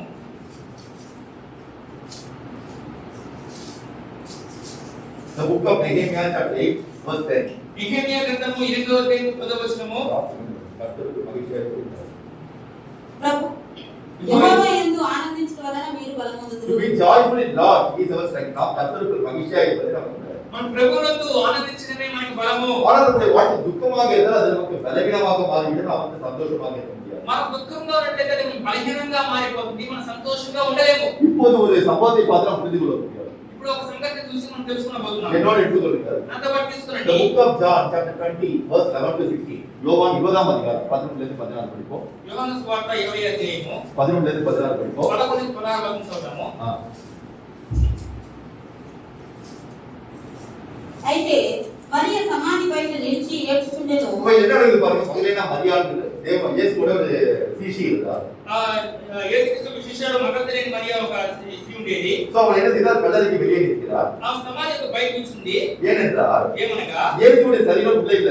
యేసుక్రీస్తు శరీరము లోపల లేదు. இப்போ அவ என்ன யாரோ சரீரத்தை திருடி எடுத்து போயிட்டாங்க. ఎవరు యేసుక్రీస్తు శరీరాన్ని దొంగిలించి తీసుకెళ్ళిపోయారు? என்ன நடக்குதுன்னு பார்ப்போம். ప్రేమ చేస్తున్నాం. ఆమె ఏడ్చుచు సమాధిలో ఉండి చూడగా తెల్లని వస్త్రములు ధరించిన ఇద్దరు దేవదూతలు యేసు దేహము ఉంచబడిన స్థలములో తల వైపున ఒకడును కాళ్ళ వైపున ఒకడును కూర్చుండుట కనబడెను. இப்போ மரியா என்ன செய்யறா? இயேசுவுடைய சரீரம் காண நினைச்சு கஷ்டப்பட்டு என்ன செய்யறா? இந்த சமாதிக்குள்ள பார்க்கிறா. మగధలేని మరియ ఏం చేస్తుందంటే యేసుక్రీస్తు శరీరం కనిపించలేదని ఆ సమాధి బయట నుంచి దుఃఖపడుతుంది. இப்ப அங்க ரெண்டு தூதர் இருக்காங்க. அவங்கள பார்க்கிறா. అక్కడ ఇద్దరు దూతలు ఉన్నారు. వాళ్ళని చూస్తుంది.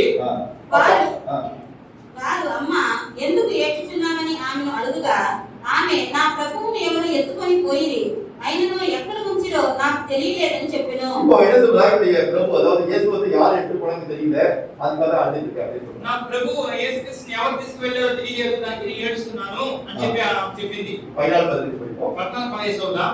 ఆమె ఈ మాట చెప్పి వెనుక తట్టు తిరిగి యేసు నిలిచి ఉండుట చూచెను గాని ఆయన యేసు అని గుర్తుపట్టలేదు.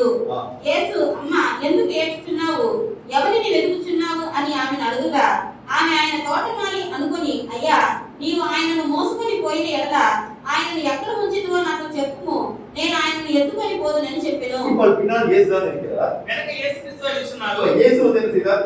உயிரோடு எழுந்த பிறகு அவருடைய உருவம் மாறுகிறது. ఎందుకంటే యేసుక్రీస్తు ప్రాణంతో ఆయన తిరిగి లేచినప్పుడు ఆయన శరీరం మారుతున్నది. இயேசு பார்த்து தோட்டக்காரர் நினைச்சு என்ன சொல்றா? యేసుక్రీస్తు తోటమాలిని ఏం చెప్తుంది? இயேசுடைய சரீரம் எங்க? இதை எடுத்து விட்டு தான் அதை கொடுத்துருங்க. యేసుక్రీస్తు శరీరం ఎక్కడ? మీరు ఎత్తి పెట్టుంటే నాకు ఇచ్చేసేయండి అని అంటుంది. యేసు ఆమెను చూచి మరియా అని పిలిచెను. இப்போது இயேசு மரியாதை என்று கூப்பிட்ட போது அது புரியுது இயேசு என்று புரியுது. ఇప్పుడు వచ్చేసి యేసు మరియా అని పిలిచినప్పుడే ఆమెకు అర్థమవుతుంది ఆయన యేసు అని. அவருடைய உள்ளத்தில் துக்கம் இருந்த போது என்ன ஆச்சு? தனக்கு முன்னாடி இயேசு இருந்த போது கூட அவரால் வந்து கண்டுபிடிக்க ఆ హృదయంలో దుఃఖం ఉన్నప్పుడు ముందు యేసుక్రీస్తు ఆమె చేసి చూడలేకపోయింది. எனவேதான் இயேசு நம்மை பார்த்து சொல்கிறார். కాబట్టి యేసుక్రీస్తు మనం చూసి చెప్తున్నాడు. The book of Luke chapter 21 லூக்கா 21ஆம் அதிகாரம் பார்க்கும்போது లూకా సువార్త 21వ అధ్యాయాన్ని మనం చూసినప్పుడు The book of Luke chapter 21 verse 34 లూకా సువార్త 21వ అధ్యాయం 34వ వచనం. మీ హృదయములు ఒకవేళ తిండి వలనను మత్తు వలనను ఐహిక విచారముల వలనను இந்த உலகத்தினுடைய கவலை மூலமாக உங்கள் இதயம் பாரம் அடைந்தால் ఈ లోక సంబంధమైన కార్యాల మూలంగా మీ హృదయం భారం పొందినట్టయితే இயேசுவோட வருகையில் நீங்க நிற்க முடியாது. యేసుక్రీస్తు వారి రాకడలో నిలబడలేరు. அப்படிதான் இயேசு வரும்போது கூட இயேசு கூட உங்களால பார்க்க முடியும். ஆகும் துக்கம் மூலமாக நாம் என்ன செய்வோம்? நாம் இழந்து போய்விடுவோம். మనం చేస్తాం యేసుక్రీస్తు వచ్చేటప్పుడు ఈ యొక్క లోక సంబంధమైన కార్యాలు దుఃఖంలో ఉంటే మనం చూడలేక మనం మరణిస్తాము. ఆ దినము అకస్మాత్తుగా మీ మీదికి ఉరి వచ్చినట్టు రాకుండా మీ విషయమై మీరు జాగ్రత్తగా ఉండుడి.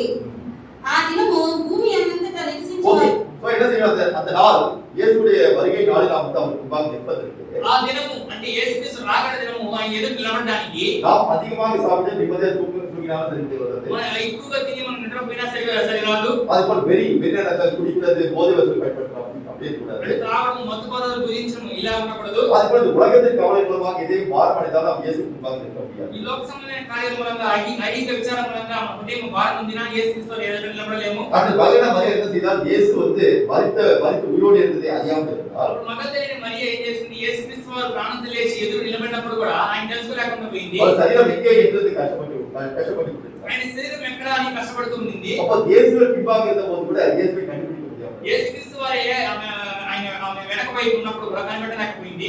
நம்முடைய வாழ்க்கையில் துக்கப்படாதபடிக்கு என்ன செய்ய வேண்டும்? சந்தோஷமாக இருப்பதால் கர்த்தருக்கு நமக்கு கடனாக இருக்கிறது. మన జీవితంలో దుఃఖపడకుండా ప్రభువును ఆనందించడమే మన బలంగా ఉంది. இப்போது இயேசுடைய வாழ்க்கையில் இருந்த காரியத்தை பார்ப்போம். యేసుక్రీస్తు జీవితంలో జరిగిన కార్యం చూద్దాం. என்னோட the book of Luke chapter 22 22వ అధ్యాయము verse 42 42వ వచనము. லூக்கா 22ஆம் அதிகாரம் 42 43ஆம் வசனம். లూకా సువార్త 22వ అధ్యాయం 42 మరియు 43 వచనములు. తండ్రి ఈ గిన్నె నా యొద్ద నుండి తొలగించుటకు నీ చిత్తమైతే తొలగించుము, అయినను నా ఇష్టము కాదు, నీ చిత్తమే సిద్ధించును గాక అని ప్రార్థించెను. பாருங்க, இயேசு இந்த உலகத்துல ஒரு மனுஷகுமாரனாக நம்மை போல சரீரத்தில் ரத்தத்திலும் மாமிசத்திலும் இருந்தார். యేసుక్రీస్తు ఈ లోక మనుష్య కుమారుడుగా అంటే మనలాగానే శరీరంలో రక్తము మాంసముతో ఉన్నాడు. இந்த சிலுவை மரணத்தை ஏற்றுக்கொள்வதற்கு மனது மிகவும் கஷ்டமாக இருந்தது. ఈ సిలువ మరణాన్ని అంగీకరించడానికి మనసు చాలా దుఃఖంగా ఉండేది. ஏனென்றால் அது வருகிற பாதையை சகிப்பது சாதாரண விஷயம் அல்ல. ఆ శ్రమను సహించడం సాధారణ విషయం కాదు. எனவே தேவனை பார்த்து சொல்கிறார், దేవుని వైపు చెప్తున్నాడు, பிதாவே இந்த பாத்திரத்தை விட்டு நீங்க கூட நீங்கபடி செய்யும். இந்த சரீரம் அதாவது இந்த சிலுவை மரணம் இல்லாமல் செய்வதான செய்யுங்க அப்படின்னு சொல்றாரு. తండ్రి ఈ గిన్నె నైవేద్యాన్ని తొలగించటకు నీ సాధ్యమైతే చేయండి, అంటే ఈ సిలువ మరణము నన్ను విడిచిపెట్టి తొలగినట్టు చేయండి అంటున్నాడు. ஒரு முறை எல்லாம் கொண்டு போய் ஜெபிக்கிறார். ఒకమారి కాదు ముమ్మారు ప్రార్థిస్తున్నాడు. ஆனப்படி சித்தத்தின்படி ஆகிவிட்டது, இவருடைய சித்தம் வேண்டாம், அப்படி சித்தத்தின்படி ஆகிவிட்டது சொல்றாரு. కానీ నా చిత్త ప్రకారం కాదు, నీ ఇష్టం ఏందో మీ చిత్తమేదో ఆ ప్రకారం చేయండి అంటున్నాడు. నెక్స్ట్ తర్వాత అప్పుడు 40 అప్పుడు పరలోకము నుండి ఒక దూత ఆయనకు కనపడి ఆయనను బలపరిచెను. தேவதூதன் பரலோகத்தில் வந்து அவரை பலப்படுத்தினார். அந்த పరలోకంలో దూత వచ్చి ఆయన బలపరుస్తున్నారు. அப்படினால் அவருடைய மனதில் துக்கம் இருக்கிறது, ஜாபலம் இருக்கிறது. ఆయన యొక్క మనసులో వ్యాఖ్యలతో మధ్య దుఃఖపడుతున్నారు. அப்போது தேவதூதன் பலப்படுத்தினார். అప్పుడు దేవదూత వచ్చి ఆయన బలపరుస్తున్నారు. సో நம்முடைய வாழ்க்கையில நாம் வந்து துக்கப்படுகிற சூழ்நிலை வரும்போது మన జీవితంలో దుఃఖపడే పరిస్థితులు ఎదురైనప్పుడు தேவனே நம்மை பலப்படுத்தி என்பதை புரிந்து கொள்ள வேண்டும். దేవుడే మనం బలపరుస్తున్నాడని అర్థం நம்முடைய చేసుకోవాలి. வாழ்க்கையில் அநேக காரியங்கள் நமக்கு பிரியமில்லாத காரியங்கள் நடக்கலாம். మన జీవితంలో అనేక కార్యాలు ప్రియమైన కార్యాలు జరగవచ్చు. ஆனால் நாம் என்ன புரிந்து கொள்ள வேண்டும் என்றால் మనం ఏం అర్థం చేసుకోవాలంటే ரோமன் சாப்டர் 14 verse 7 and 8 ரோமருக்கு எழுதியிருக்கோம் 14ஆம் அதிகாரம் 7 8வது வசனங்கள். రోమన్ రాసిన పత్రిక 14వ అధ్యాయం 7 మరియు 8 వచనాలు. The book of Romans chapter 14 verse 7 and 8. Roman రాసిన పత్రిక 14వ అధ్యాయం 7 మరియు 8 వచనాలు. మనలో ఎవడునో తన కోసమే బ్రతుకుడు, ఎవడునో తన కోసమే చనిపోడు. நாம் இந்த உலகத்தில் நமக்காக பிழைக்கிறதில்லை, நமக்காக மதிப்பதில்லை. ఈ లోకంలో మన కోసం బ్రతకలేదు, మన కోసమే మనం మరణించలేదు. మనము బ్రతికినను ప్రభువు కోసమే బ్రతుకుచున్నాము, చనిపోయినను ప్రభువు కోసమే చనిపోచున్నాము. కాబట్టి సో நாம் இந்த உலகத்தில் நாம் வந்து உயிரோடு இருந்து யாருக்காக பிழைக்க வேண்டும்? இயேசுவுக்காக பிழைக்க வேண்டும். ఈ లోకంలో మన ప్రాణంతో ఉన్నది ఎవరి కోసం బ్రతకాలి? ప్రభువు యేసుక్రీస్తు వారి కోసం బ్రతకాలి. ஏனென்றால் இந்த சரீரம் தேவன் தந்தது. ఎందుకంటే ఈ శరీరం దేవుడు ఇచ్చినది. நமக்கு தந்த ஆவி தேவன் தந்தது. ఈ మన శరీరంలో ఆత్మ దేవుడు ఇచ్చినది. எனவே தேவனின் சரீரத்தினுடைய குமாரனை ரத்தத்தின் மூலமாக நம்மை விலைக்கு வாங்கி விட்டார். దేవుడు కుమారుడు రక్తం చేత మనం వెలగించుకొని వేశాడు. எனவே இந்த வாழ்க்கை தேவனுக்கு பிரியமாக வாழ வேண்டும் தவிர நமக்கு பிரியமாக அல்ல. ఈ యొక్క జీవితం దేవునికి ప్రియంగా జీవించాలి కానీ మనకి ఇష్టమైన జీవితం కాదు. அதைத்தான் வந்து பவுல் சொல்கிறார். అదే పౌలు గారు చెప్తున్నారు. இயேசுவுடைய அன்பினை நெருக்கி ஏவுகிறது சொல்கிறார். యేసుక్రీస్తు వారి ప్రేమ నన్ను என்னை வந்து மிகவும் அதிகமாக என்னை வந்து செய்கிறது, கஷ்டப்படுத்துகிறது నీకు ఎక్కువ కష్టపెడుతుందని చెప్పారు. எல்லோருக்காக இயேசு ஒருவரை மதித்திருக்க, ప్రతి ఒక్కరి కొరకు యేసుక్రీస్తు ఒకే మరణించారు. நாமும் மதித்திருக்க, మనం మరణించాము. நாம் மதித்து நாம் எப்படி பிழைத்திருக்கிறோமா? మరణించుకుని ఎలా బ్రతుకున్నామంట? நாம் எல்லோருக்காக மதித்த இயேசு பிழைத்திருக்க காரணத்தால் நாமும் பிழைத்திருக்கிறோம். మనందరి కొరకు మరణించి బ్రతికి ఉన్న యేసుక్రీస్తు వారి కొరకే మనం బ్రతికి ఉన్నాము. எனவே நாம் பிழைத்திருக்க நாம் நமக்காக பிழைக்காமல் இயேசுக்காக பிழைக்க வேண்டும். బ్రతికి ఉన్న మనము మన కొరకు కాకుండా మన ప్రభు కొరకు మనం బ్రతికి ఉన్నాము. அப்ப நாம் பிழைக்கிற நாம் நமக்காக அல்ல, இயேசுக்காக தேவனுக்காக பிழைத்தோமானால் మనము బ్రతికున్న మనము మన కొరకు కాదు, యేసుక్రీస్తు కొరకు మనం బ్రతికున్న వారమైతే நம்முடைய வாழ்க்கை எப்படியாக வரும்? நாம் நூதன சிருஷ்டியாக மாறிவிடும். మన జీవితం ఎలా ఉంటుంది? ఒక నూతన సృష్టిగా మారిపోతుంది. எனவே நம்முடைய வாழ்க்கை தேவன் எல்லாவற்றையும் நம்முடைய சித்தத்தின்படி நடத்துகிறார் என்பதை நாம் புரிந்து கொண்டால் మన జీవిత సమస్తము దేవుడు ఆయన ఇష్ట ప్రకారమే జరిగిస్తున్నాడు అనుకుంటే நாம் தேவனுக்கு சந்தோஷமாக இருப்போம். మన ప్రభువునికి సంతోషంగా ఉంటాము. நம்முடைய வாழ்க்கையை மனைவி வந்து இழந்து போடும்போது ఇప్పుడు నాకు జీవితం నాకు భార్య మరణించినప్పుడు என்னுடைய மனசுல பயங்கரமான துக்கம் இருக்கு. నా మనసు చాలా దుఃఖంగా ఉంది. கணவன் மனைவி வந்து நம்ம இந்த ஊழியத்துக்கு அழைச்சிங்க. భార్య భర్తలుగా నేను ఈ యొక్క పరిచయకి పిలిచారు. என்னுடைய மனைவி எனக்கு மிகவும் வந்து பிரயோஜனமாக எனக்கு வந்து உறுதுணையாக இருந்தாரு. నాకు భార్య చాలా ప్రయోజనకరంగా నాకు ఒక సహాయకురాలుగా ఉన్నారు. புத்தியுள்ள ஸ்திரீயாக மாத்திரமல்ல, బుద్ధిగల స్త్రీగా మాత్రమే இந்த కాదు, ஊழியத்தை நடத்துவதற்கு மிகவும் வந்து ஞானமுள்ள ஸ்திரீயாக இருந்தார். ఈ యొక్క పరిచయం జరిగించడానికి జ్ఞానగల స్త్రీగా அப்படி ఉన్నారు. இருக்கும்போது மனைவி இல்லாத போது அது எவ்வளவு பெரிய துக்கமாக எனக்கு இருக்கு. నాకు భార్య ఎంత లేనప్పుడు ఎంత దుఃఖంగా ఉంది. இப்போ தேவன் என்ன பேசினார்? దేవుడు నాతో మాట్లాడారు. நீ பிழைப்பது உனக்காக அல்ல, எனக்காக பிழைக்கிறார். నువ్వు బ్రతుకున్నది నీ కోసం కాదు, నా కోసం బ్రతికి அப்ப ఉన్నావు. நான் என்ன சொல்றேன்? அந்த சித்தத்தை நிறைவேற்றினால் இந்த உலகத்தில் இருக்கு. నేనే చెప్తున్నా, ఆశతో నెరవేర్చడానికి ఈ లోకంలో ఉన్నావు. உன் மனைவி குறித்த சித்தம் முடிஞ்சு போச்சு. నీ భార్యకి ఇవ్వబడిన చిత్తం మూసిపోయింది. உன்னுடைய சித்தத்தை உன்னை குறித்து நான் கொண்டுள்ள சித்தத்தை நிறைவேற்றி நீ என்னுடைய இஷ்டத்தின்படி வாழ வேண்டும் என்று சொன்னார். నీ పట్ల నేను ఇచ్చిన చిత్తాన్ని నెరవేర్చడానికి నేను చెప్పిన ప్రకారం నువ్వు జీవించు. நான் சொல்றது புரியுதா உங்களுக்கு? నేను చెప్పింది మీకు అర్థమవుతుందా? அவர்தான் என்னோட வாழ்க்கையில ஏன் இப்படி நடக்குதுன்னு நினைத்தா நான் துக்கமாக போய்விடுவேன். నా జీవితం ఎందుకు ఇలా జరుగుతుందంటే నేను దుఃఖంలో మునిగిపోతాను. இந்த வாழ்க்கை என்னுடைய வாழ்க்கை அல்ல, தேவனுக்காக நான் வாழ வேண்டும் என்று நான் புரிந்து கொண்டால் ఈ జీవితం నా యొక్క జీవితం కాదు, దేవుని కోసం జీవించాలి అని అర్థం చేసుకుంటే, நான் பிழைப்பது எனக்காக அல்ல, கிறிஸ்துவுக்காக பிழைக்கிறேன் என்பதை புரிந்து கொண்டால் ఈ బ్రతికున్నానంటే నా కోసం కాదు, క్రీస్తు కొరకు బ్రతికున్నాను అనుకుంటే, இயேசு போல அர்த்தம் சொல்ல முடியும். இயேசு கூட என்ன சொல்ல முடியும்? యేసుక్రీస్తు వారి వలె నేను చెప్పగలను. எனக்கு என் ஒய்ஃப் என்னோட மனைவி கூட அதான் இருக்கும். నాకు భార్య నా తోడు బానే ఉంటుంది. ஆனா என்னுடைய சித்தத்தின்படி உங்களுடைய சித்தத்தின்படி இந்த ஊழியம் நடக்கிறது. నా చిత్త ప్రకారం కాదు, మీ చిత్త ప్రకారం ఈ పరిచర్య జరుగును గాక. సో அப்படினா என்னுடைய மனதினால வந்து அதற்கேற்றபடி பக்குவப்படுத்திக் கொள்ளும்போது నాకు మనసు దాని తగ్గట్టుగా నేను పక్వం చేసుకున్నప్పుడు நான் துக்கமாக அதே போல சந்தோஷமாக దుఃఖంగా కాదు సంతోషంగా ఉంటాను. என்னோட மனைவி போது பரலோக ராஜ்யத்தில் தேவனோட சந்தோஷமாக இருக்கிறார். నాకు భార్య పరలోక రాజ్యం దేవుడితో సంతోషంగా அதே ఉంది. போல என்னுடைய நேரத்தை தேவன் எனக்கு தந்த நேரத்தை கொடுத்துவிட்டு நான் அந்த பரலோக ராஜ்யத்துக்கு போகிறேன். దేవుడు నాకు ఇచ్చిన ఇవ్వబడిన సమయాన్ని ముగించుకొని నేను కూడా పరలోక రాజ్యానికి వెళ్ళిపోతాను. எனவே இதற்கு நான் எப்படி இருக்க வேண்டும்? சந்தோஷமாக இருக்க வேண்டியது என்னுடைய கடமையாக இருக்கிறது. నేను ఎలా ఉండాలి? ఈ సమయంలో చాలా సంతోషంగా ఉండాలి. நான் மகிழ்ச்சியாக தான் தேவனுக்காக வைராக்கியமாக வாழ முடியும். నేను సంతోషంగా ఉంటే నేను దేవుడి కోసం వైరాగ్యంగా அதே జీవించాలి. போல கூட வாழ்க்கையில் துக்கங்கள் வருகிறதா? అలాగే మీ జీవితంలో దుఃఖం వస్తున్నాయా? நெருங்கிய யாராச்சும் உங்களை விட்டு போறாங்க. మీకు చాలా దగ్గర సంబంధించిన ఎవరైనా మీ విడిచిపెట్టి వెళ్ళిపోతున్నారా? அது எல்லாருடைய வாழ்க்கையில் நடக்க போகிறது. అది అందరి జీవితంలో జరగబోతుంది. ஆனால் நாம் என்ன புரிந்து கொள்ள வேண்டும்? మనం ఏం అర్థం చేసుకోవాలి? அஞ்ஞானிகளை போல மற்ற ஜனங்களை போல అజ్ఞానుల వలె ఇతర జనుల వలె కాకుండా அழுது பொருளாமல் మనం ఏడ్చు పొరలకుండా அன்றைக்கு தாவீதோட வாழ்க்கை நடந்தது. ఆది దావీదుకు జీవితం ఏం జరిగింది? தாவீது மனைவியாக பத்சேபாவுடைய வயிற்றில் ஒரு குழந்தை பிறந்தது. దావీదు భార్య బత్షెబ ఒక గర్భంలో ఒక బిడ్డ ஆனால் జన్మించింది. தாவீது தேவனுக்கு விரோதமாக பத்சேபாவோட விபச்சாரம் செய்த காரணத்தினால் దావీదు దేవునికి విరోధంగా బత్షెబతో వ్యభిచారం చేయడం మూలంగా தேவனுடைய கோபம் வந்து அவன் மேல் வந்தது. దేవుని కోపం అతని మీద వచ్చింది.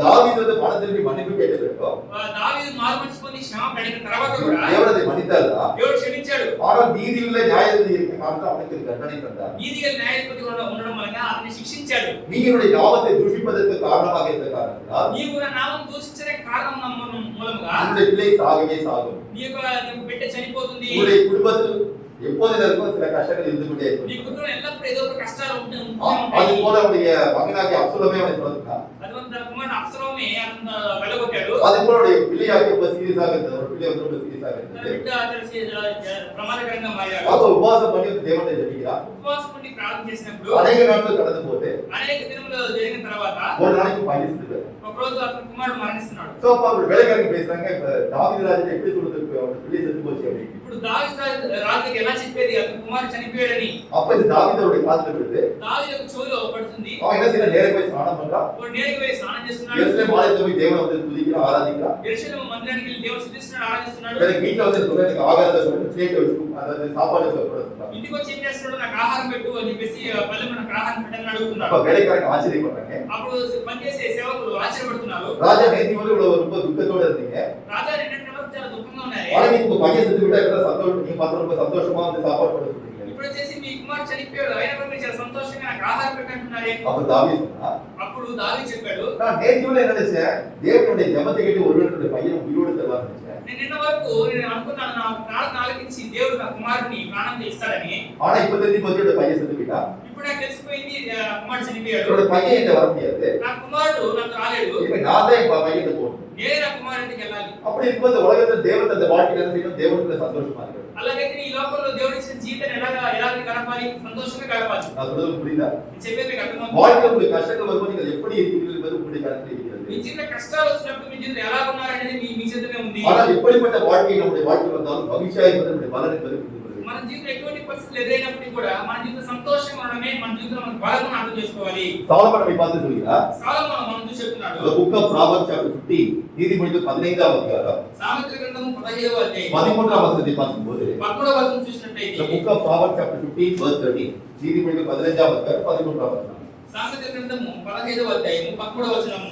సంతోష హృదయము ముఖమునకు తేటనిచ్చును, మనోదుఃఖము వలన ఆత్మ నలిగిపోవును. நீங்கள் மன மகிழ்ச்சியாக இருக்கும்போது உங்கள் முகத்துல மகிழ்ச்சி வரும். మీరు మనసులో సంతోషంగా ఉంటే ముఖంలో కూడా సంతోషంగా ఉంటారు. சில பேர் வீட்டுல ஏதாவது கஷ்டம் பார்த்தா முஞ்சிலே இல்லாத காமிச்சு కొంతమంది ఇంట్లో ఏదో కష్టాలు ఉంటే మొహంలోనే చూపించేస్తారు. இப்போ உபவாசம் இருந்தா கூட பார்த்தா அப்படியே உயிரே இல்லாத மாதிரி இருப்பாங்க. ఉపవాసం ఉంటే అలాగే ప్రాణమే లేనట్టుగా ఉంటారు. உடம்பு சரியில்லாத போன்ல பேசினா ஜீவனே இல்லாத மாதிரி இருக்கும். ఫోన్లో శరీరం ఆరోగ్యం సరిగా లేకపోతే ఫోన్లో మాట్లాడలేదు జీవమే లేనట్టుగా குரலை మాట్లాడతారు. கேட்டு கிடத்ததிக்கிற மாதிரி இருக்கும். ரொம்ப குரல் வந்து கீழே கிடத்ததிக்கிற மாதிரி. ఇది వచ్చేసి ఆ స్వరం ఎలా వినిపిస్తుందంటే బావిలో నుంచి లోతైన బావిలో నుంచి వినడం ఎలా ఉంటుంది. ஆனா நீங்கள் மன மகிழ்ச்சியா இருந்தா முகத்துல மகிழ்ச்சி தெரியும். మీరు హృదయంలో సంతోషంగా ఉంటేనే ముఖంలో కూడా సంతోషంగా ஆனா ఉంటుంది. தேவனை சொல்லி உபவாசம் பண்ணாங்க. మీరు ఉపవాసం ఉన్నా కూడా மத்தவனுக்கு உங்க கஷ்டம் தெரியாம சரி நீ எப்ப தலை மாதிரி நல்லா பார்த்து குடிச்சு நல்லது. அதான் உபவாசம் பண்ண வந்து தெரியக்கூடாது. ఈ ఉపవాసం ఉంటే ఇతరులకు తెలియకూడదు. அப்படியே நம்ம வாழ்க்கை துக்கம் வந்தாலும் அந்த துக்கத்தை நமக்குள்ள வைத்துக் கொள்ள வேண்டும். தவிர நாம் துக்கப்படுகிறது மற்றவர்களுக்கு காண்பிக்க வேண்டியதல்ல. ఇది వచ్చేసి మనం దుఃఖపడినా కూడా మన హృదయంలో దుఃఖం ఉంచుకోవాలి కానీ ఇతరులకు కనిపించే విధంగా ఉండకూడదు. இந்த துக்கத்தை நாம் என்ன செய்யணும்? தேவன் மேல் நாம் சுமத்த வேண்டும். அதாவது நம்முடைய பாரத்தை தேவனுக்கு சுமத்தி நாம் சந்தோஷமாக ఈ இருக்க வேண்டும். దుఃఖం ఎవరి మీద ఉంచాలి? ఈ భారాలు ఎవరి మీద ఉంచాలి? దేవుని మీద మనం ఉంచాలి. அதைத்தான் வந்து தாவீது சொன்னார். అదే దావీదు చెప్తున్నాడు. சாம் 43 சங்கீதம் 43 కీర్తన 43వ కీర్తన 5வது வசனத்தை பார்க்கும்போது 5వ వచనం చూసినప్పుడు the book of Psalm chapter 43 verse 5. నా ప్రాణమా నీ వేళ కృంగి ఉన్నావు, నాలో నీ వేళ తొందరపడుచున్నావు. దేవుని యందు నిరీక్షణ ఉంచుము, ఆయన నా రక్షణకర్త, నా దేవుడు, ఇంకనూ నేను ఆయనను స్తుతించెదను.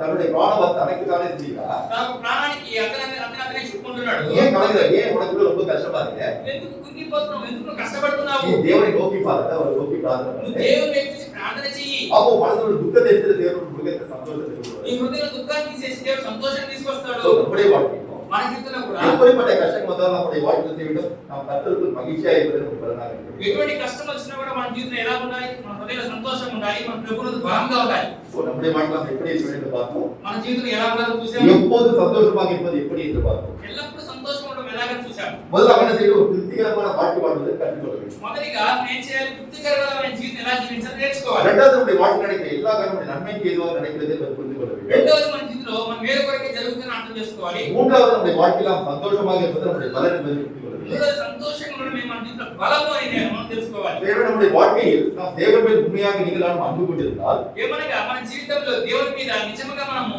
ప్రేమ ఉంచిన వారు இந்த அன்பு நம்முடைய வாழ்க்கையில் எதை கொண்டு வரும்? ఈ యొక్క ప్రేమ మన జీవితం ఏం తీసుకొస్తుంది? சந்தோஷத்தை கொண்டு வரும். సంతోషం తీసుకొస్తుంది. சந்தோஷம் வரும்போது நம்முடைய வாழ்க்கையில் நமக்கு சமாதானம் வரும். సంతోషం మన జీవితంలో ఉన్నప్పుడు ఎలా ఉంటుంది? సమాధానం వస్తుంది. நீங்களாம் உண்மையாக தேவனில் அன்பு கூறும்போது మీరు నేను నిజంగా దేవుని వైపు మన ప్రేమ చూపించిన వారు தேவனுடைய வாழ்க்கை எல்லாவற்றையும் எனக்கு நன்மையாக தான் செய்வார் என்ற உறுதியான தீர்மானம் நமக்கு இருக்கு. దేవుడు నా జీవితంలో నా సమస్త నా మేలు కొరకే చేస్తాడు అని మనం తీర్మానించిన நம்ம వారు மனசு சந்தோஷம் வரும். మనసులో సంతోషం వస్తుంది. சந்தோஷம் ரொம்ப சமாதானம் வரும். సంతోషం ఉన్నప్పుడు సమాధానం వస్తుంది. உங்க மனசுல சந்தோஷம் இல்லாட்டி சமாதானம் இருக்காது. నీ హృదయంలో సంతోషం లేకపోతే సమాధానం ఉండదు. ஏன்னா உங்க மனசுல துக்கம் வரும். ఎందుకంటే నీ యొక్క హృదయంలో దుఃఖం వస్తుంది. ஆனால் நம்முடைய வாழ்க்கையில் என்ன தீர்மானம் செய்து கூட எப்போதும் நான் தேவனிடத்தில் அன்பாக இருக்க வேண்டும்.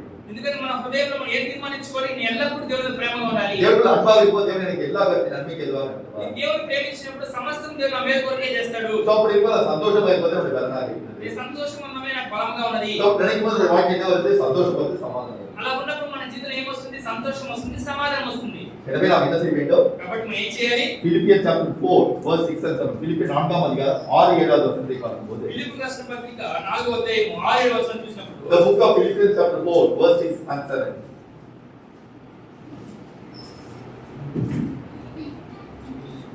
దేవుని గురించి చింతపడకుడి గాని ప్రతి విషయంలోనూ ప్రార్థన విజ్ఞాపనముల చేత కృతజ్ఞతాపూర్వకముగా మీ విన్నపములు దేవునికి తెలియచేయండి. நாம் எதை குறித்து கவலைப்படாமல் என்ன செய்ய வேண்டும்? మన దేని గురించి చింతపడకుండా ఏం చేయాలి? நம்முடைய எந்த ஒரு காரியம் இருந்தாலும் ఏ కార్యం జరిగినా కూడా வாழ்க்கையில் யாரும் நமக்கு நெருங்கியோ நம்ம விட்டு போனாலும் சரி, మన జీవితం దగ్గర సంబంధించిన మనం విడిచిపెట్టి వెళ్ళిపోయినా సరే, நமக்கு உத்தியோகத்தில் சில கஷ்டங்கள் வந்தாலும் சரி, మనకు ఉద్యోగంలో కొన్ని కష్టాలు వచ్చినా సరే, இல்ல பண கஷ்டம் வந்தாலும் சரி, డబ్బు కష్టం వచ్చినా సరే, சரீரத்துல பிரச்சனைகள் வந்தாலும் சரி, శరీర సమస్య వచ్చినా సరే, எதை குறித்து கவலைப்படாமல் దేని గురించి చింతపడకుండా என்ன செய்ய வேண்டும்? ఏం చేయాలి? అప్పుడు సమస్త జ్ఞానమునకు మించిన దేవుని సమాధానము எதை குறித்து கவலைப்படாமல் దేవుని గురించి చింతపడకుడి గాని ప్రతి విషయంలోనూ ప్రార్థన విజ్ఞాపనముల చేత ஒவ்வொரு விஷயத்திலும் நாம் என்ன செய்ய வேண்டும்? தேவனை நோக்கி பிரார்த்தனை செய்ய வேண்டும். ప్రతి విషయం బట్టి మనం దేవుని గురించి ప్రార్థన చేయాలి. அவரை ஸ்தோத்திரிக்க வேண்டும். ఆయన స్తోత్రం அவர் చేయాలి. நாமத்தை மகிமைப்படுத்த நம்முடைய இதயத்தில் உள்ள பாரத்தை அவருடைய சமூகத்தில் ஊட்ட வேண்டும். ఆయన నామమును మహిమపరిచి మన హృదయ భారాలంతా ఆయన సముఖంలో కుమ్మరించాలి. அந்த அன்னார் அவருக்கு பிள்ளை இல்லாத இருந்தபோது ఆ రోజు అన్నాకి పిల్లలు లేకుండా ఉన్నప్పుడు அநேக வருடங்களை செய்தால் அழுது கொண்டிருந்தார். అనేక సంవత్సరాలు ఏడుస్తూ ఉంది. ஆனால் என்றைக்கு அவருக்கு வந்து தேவனுடைய உள்ளத்தில் பேசினாரோ, ఏ రోజైతే ఆమె హృదయంలో దేవుడు మాట్లాడారో, இன்றைக்கு அவருடைய துக்கத்தை எல்லாவற்றையும் தேவனுடைய சமூகத்தில் கூட்டி ஜெபிக்க போய் நினைத்தாரோ, ఈ రోజు దుఃఖమంతా దేవుని సముఖంలో కుమ్మరించి ప్రార్థించబోతున్నాను అనుకుందో, அவருடைய பாரத்தை தேவனுடைய சமூகத்தில் கூட்டிய போது ఆమెకు భారము దేవుని సముఖంలో కుమ్మరించినప్పుడు அவர் மனதில் எல்லாம் தேவன் சமாதானத்தை தந்தார். ఆమె హృదయంలో దేవుడు సమాధానం ఇచ్చాడు. சமாதானம் தந்தது மன அமர்ந்து செய்தார். பிள்ளை செல்வத்தை சாமுவேலை தந்தார். సమాధానం ఇవ్వడం మాత్రమే కాకుండా తన పుత్ర భాగ్యమును సమూయేలు అనుగ్రహించాడు. அதை சொல்லப்பட்டிருக்கு. అలా చెప్పబడి ఉంది. కృతజ్ఞతాపూర్వకముగా మీ విన్నపములు దేవునికి తెలియచేయండి. అప్పుడు సమస్త జ్ఞానముకు మించిన దేవుని సమాధానము యేసుక్రీస్తు వలన మీ హృదయములకును మీ తలంపులకును కావలి ఉండును. எப்போது நமக்கு தேவ சமாதானம் கிடைக்கும்? ఎప్పుడు మన సమాధానంతో దేవునికి సమాధానం வாழ்க்கை என்ன காரியம் இருந்தாலும் கவலைப்படாது.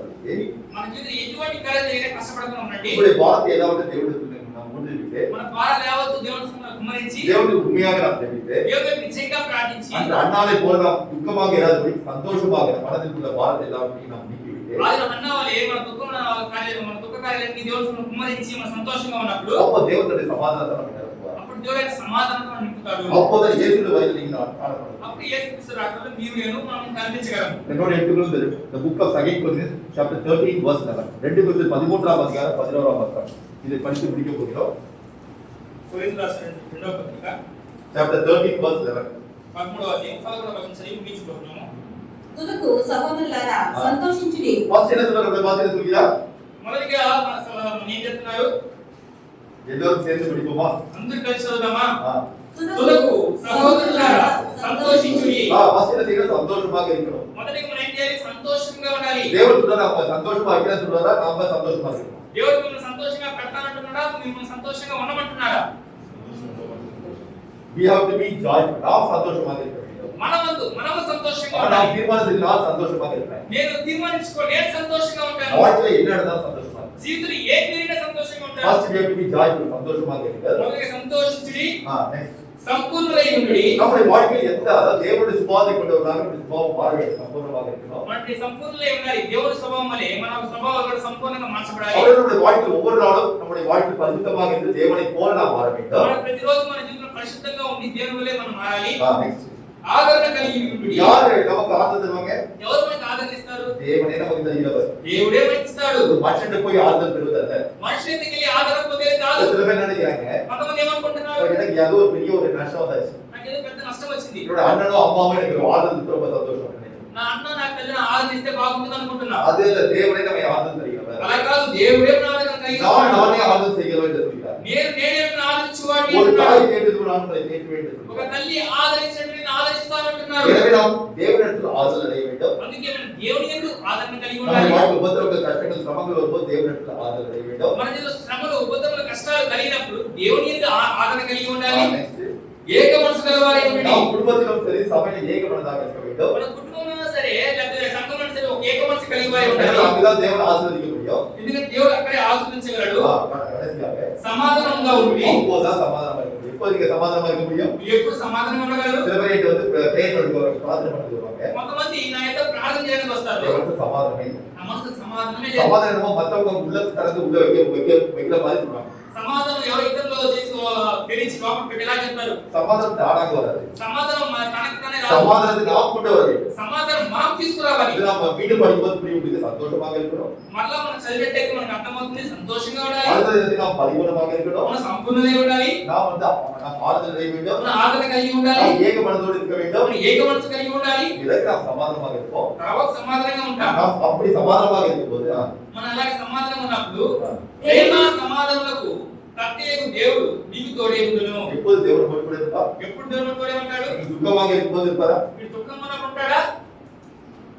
எனவே நாம் சந்தோஷமாக இருக்க வேண்டியது யார் கையில் இருக்கிறது? కాబట్టి సంతోషంగా ఉండేది ఎవరి చేతిలో ఉంది? మన చేతిలోనే ఉంది. இதை நாம் தீர்மானம் செய்து கொள்வோம். ఈ రోజు మనం తీర్మానం చేసుకుందాం. வாழ்க்கை என்ன நடந்தாலும் சந்தோஷமா இருக்கும். మన జీవితంలో ఏం జరిగినా సంతోషంగా ఉన్నాం. கொரோனா வைரஸ் அந்த பக்கத்து வீட்டுல வரலாம், కరోనా వైరస్ ఉండవచ్చు, పక్కింటి రావచ్చు, ஆனா என் வீட்டுல வராது. కానీ ఇంట్లో రాదు. இந்த தேவனை கூட இருக்கு. ఎందుకు? నా దేవుడు నా తోడే ఉన్నాడు. அதெல்லாம் நான் சந்தோஷமாக இருக்கிறோம். అలాగైతే నేను ఎలా ఉండాలి? సంతోషంగా ఉండాలి. என் வாழ்க்கை தேவனை போல சுபாவம் மாற்றப்பட்டோம். నేను నా జీవితంలో దేవుని వలె స్వభావాలు మార్చబడాలి. மனசுல எந்த கஷ்டம் வந்தாலும் ஜெபித்து செய்து தேவனுக்கு ஆறுதல் பெற்றுக் கொள்வோம். మనసులో ఎటువంటి కష్టం వచ్చినా ప్రార్థించి మనం దేవుని మీద ఆదరణ పొందుకోవాలి. குடும்பத்தை ஏக மனசா இருக்கு, சபையில ஏக மனசா இருக்கணும். కుటుంబంలో ఏక మనసే ఉండాలి, సంఘంలో ఏక మనసే ఉండాలి. இப்படி நீங்க சமாதானமா இருக்கும்போது ఇలాగ సమాధానంగా ఉన్నప్పుడు தேவன் கூட இருப்பார். దేవుడు మీతోనే ఉంటాడు. ஹல்லேலூயா. హల్లెలూయా. நாம் என்ன பார்த்தோம்? ఈ రోజు మనం ఏం చూసాం? தேவனுக்கு சந்தோஷமாக இருப்பதற்காக பிள்ளைகளை அழைத்தார். దేవుని యందు సంతోషంగా ఉండడానికి దేవుడు మిమ్మల్ని నన్ను పిలుచుకొని ఉన్నాడు. தேவன் நம்மை பார்த்து சொல்கிறார், దేవుడు మనం చూసి చెప్తున్నాడు, நீதிமான் கர்த்தருக்குள் மகிழ்ந்து அவரை நம்புவான் என்று சொல்கிறார். నీతిమంతుడు ప్రభు నమ్ముకొని ఆయన సంతోషిస్తాడు.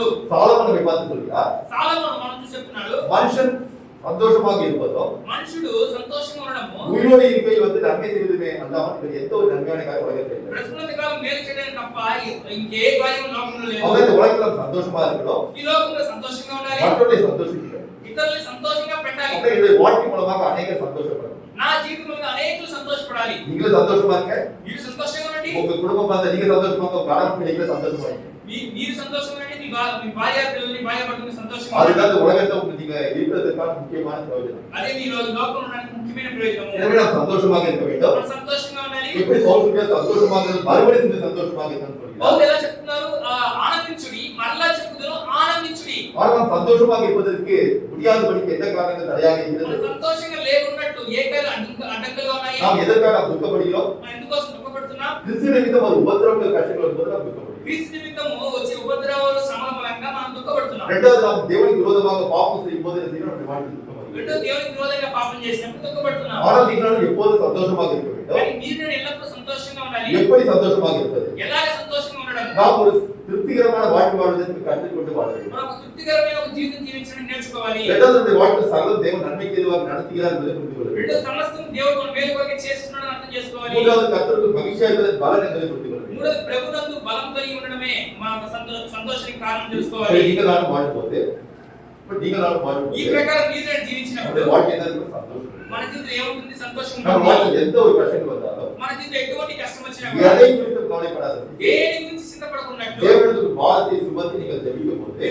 దేవుని యందు మీ భార్యని కుమ్మరించి ప్రార్థించినప్పుడు தேவன் நமக்கு சமாதானம் தருகிறார். దేవుడు మనకు సమాధానం ఇస్తున్నాడు. எனவே நாம் சந்தோஷமா இருப்போம், మనం సంతోషంగా ఉంటాం, சம்பூர்ணமாக இருப்போம், సంపూర్ణంగా ఉంటాం, தேவனிடத்தில் ஆறுதல் அடைவோம், దేవుని ఆదరణ పొందుకుంటాం, ஏக மனதாக இருப்போம், ఏక మనసు కలిగి ఉంటాం, சமாதானமாக இருப்போம். సమాధానంగా ఉంటాం. அப்போது சமாதானத்துக்கு அன்புக்கும் பாத்திரமான தேவன் நம்மோடு கூட இருக்கிறார். సమాధానానికి ప్రేమకు కర్త అయిన దేవుడు మనతోనే ఉంటాడు. நம்மோடு கூட தேவன் இருக்கும்போது మనతోడు దేవుడు ఉన్నప్పుడు நமக்கு விரோதமாக இருப்பவன் யார்? మనకి వ్యతిరేకంగా వచ్చేవాడు அந்த ఎవరు? தேவன் நம்மோடு கூட இருக்கும்போது అటువంటి దేవుడు మనతోడే ఉన్నప్పుడు நம்மை ஆசீர்வதித்து அவருடைய வருகை குமாரனை வருகை நமக்கு அழைக்கிறது. ఆయన కుమారుడు రాకమని తీసుకెళ్తాడు. ஆமென். ஹல்லேலூயா. ఆమేన్. హల్లెలూయా. நாம் குழந்தை நம்மை அர்ப்பணித்து ஜெபிக்க போகிறோம். మనము మన సంఘాన్ని అప్పగించి ప్రార్థన చేయబోతున్నాము. இதற்கு பாட போகிறோம். తర్వాత என்ன பாட போகிறோம்? ఏం పాడబోతున్నాం? சந்தோஷமாக இருங்கள் என்று பாட போகிறோம். సంతోషంగా ఉన్నట్టు పాడబోతున్నాం.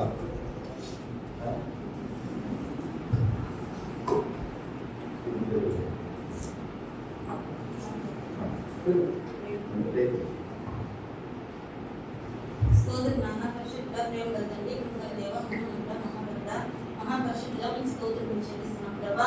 ఈ దినం కూడా నాన్న మీరు మనతో మాట్లాడినందుకు మీకు స్తోత్రాలు చెల్లిస్తున్నాం ప్రభా. అవును తండ్రి రాజేత్వ నాన్న మేము ఎలా నాన్న తండ్రి రాజా మేము సంతోషంగా ఉండాలో అయ్యా మీరు మనతో మాట్లాడారు ప్రభా. అవును తండ్రి రాజా, అవును తండ్రి ప్రభు మేము తండ్రి రాజా మీ ఎందుకు బలపొందడమే రాజా నాన్న మేము సంతోషించమని మీరు మనతో మాట్లాడారు ప్రభా. అయ్యా తండ్రి మీకు స్తోత్రం చెల్లిస్తున్నాం ప్రభా రాజా. అయ్యా ఏ పరిస్థితుల్లోనైనా రాజా మేము తండ్రి రాజా సంతృప్తి కలిగి ఉంటే మేము నాన్న తండ్రి రాజా సంతోషంగా ఉండగలమని మీరు మాట్లాడారు ప్రభా. అవునయ్య పౌరు ద్వారా నన్ను మీరు మాతో మాట్లాడారు ప్రభా. అవును తండ్రి సంతృప్తి సహితమైన దైవభక్తి గొప్ప లాభ సాధనమై ఉంటుందని మీరు మాట్లాడారు ప్రభా. ఏ పరిస్థితిలో ఉన్నను రాజా, ఎలాంటి స్థితిలో ఉన్నను మేము తండ్రి రాజా సంతృప్తిగా ఉండి సంతోషించడానికి రాజా మీ కృపను మాకు దయచేయండి ప్రభా.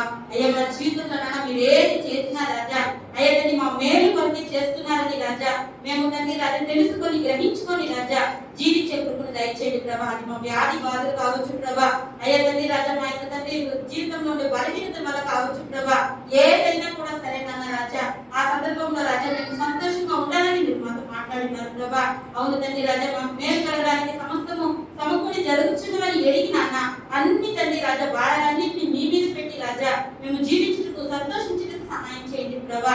అవును తండ్రి రాజా మాలో దుఃఖం ఉంటే రాజా అది మా ముఖముకు తేటనివ్వదని అయ్యా మీరు మాతో మాట్లాడారు ప్రభా. ఆ యొక్క సంతోషాన్ని అది అణిచివేస్తుందని మీరు మాట్లాడారు ప్రభా. అవును తండ్రి రాజా నీతి మంతులు సంతోషించి మీ సరళ చొచ్చులని మీరు మాతో మాట్లాడారు ప్రభా. అయ్యా మీకు స్తోత్రములు చెల్లిస్తున్నాము ప్రభా. అలా మేము సంతోషంగా ఉండి జీవించుతుంది రాజా మీ కృపను మాకు దయచేయండి రాజా. మీకు స్తోత్రములు రాజా.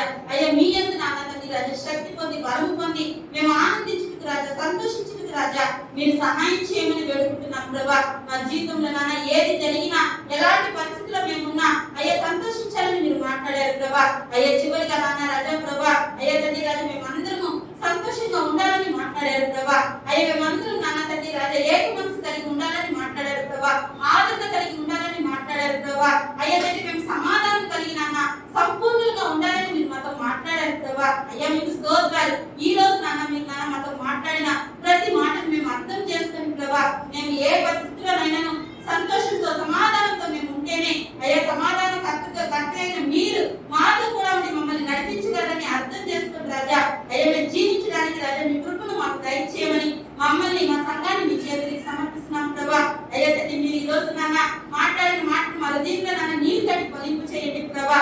అయ్యా తండ్రి రాజా మీకే తండ్రి రాజా మహిమ ఘనత ప్రభావం చెల్లిస్తున్నానా మా కర్ణ అందరికీ నాన్న రాజా కృపనిచ్చి మీరు నడిపించమని ఈ దినం రాజా నాన్న మేము అటువంటి తీర్మానం తీసుకోవడానికి రాజా మీ కృపను మాకు దయచేయమని అయ్యా తండ్రి రాజా మమ్మల్ని బలపరిచి వాడేది మేము సమస్తము చేయగలమనే మాట ప్రకారంగా మేము సంతోషంగా మమ్మల్ని మీరు ఉండమంటున్నారు కాబట్టి ప్రభా అయ్యా తండ్రి రాజా ప్రతి విధమైన రాజా కార్యములన్నింటినీ రాజా నాన్న తండ్రి రాజా దేని గురించి మేము చింతించకుండా మా చింత యావత్తు మీ మీద పెట్టి రాజా కొద్దిగా పూర్వకంగా మా విన్నపులకు మీకు తెలియజేసి రాజా అయ్యా తండ్రి రాజా మా యొక్క జ్ఞానం తక్కువైంది రాజా అయ్యా తండ్రి రాజా అప్పుడు మేము అలా చేసినప్పుడు అయ్యా మా జ్ఞానంకు మించిన అయ్యా మీ యొక్క జ్ఞానం తండ్రి రాజా మీ సమాధానం రాజా మా హృదయం యొక్క తలపులకు కావలిందని చెప్పబడినట్టుగా మేము జీవించడానికి సహాయం చేయమని వేడుకుంటూ మీకే మహిమ ఘనత ప్రభావాలు ఆరోపిస్తూ యేసుక్రీస్తు వారి నామములో మమ్మల్ని సమర్పించండి వేడుకుంటున్నాము తండ్రి ఆమేన్. హల్లెలూయా.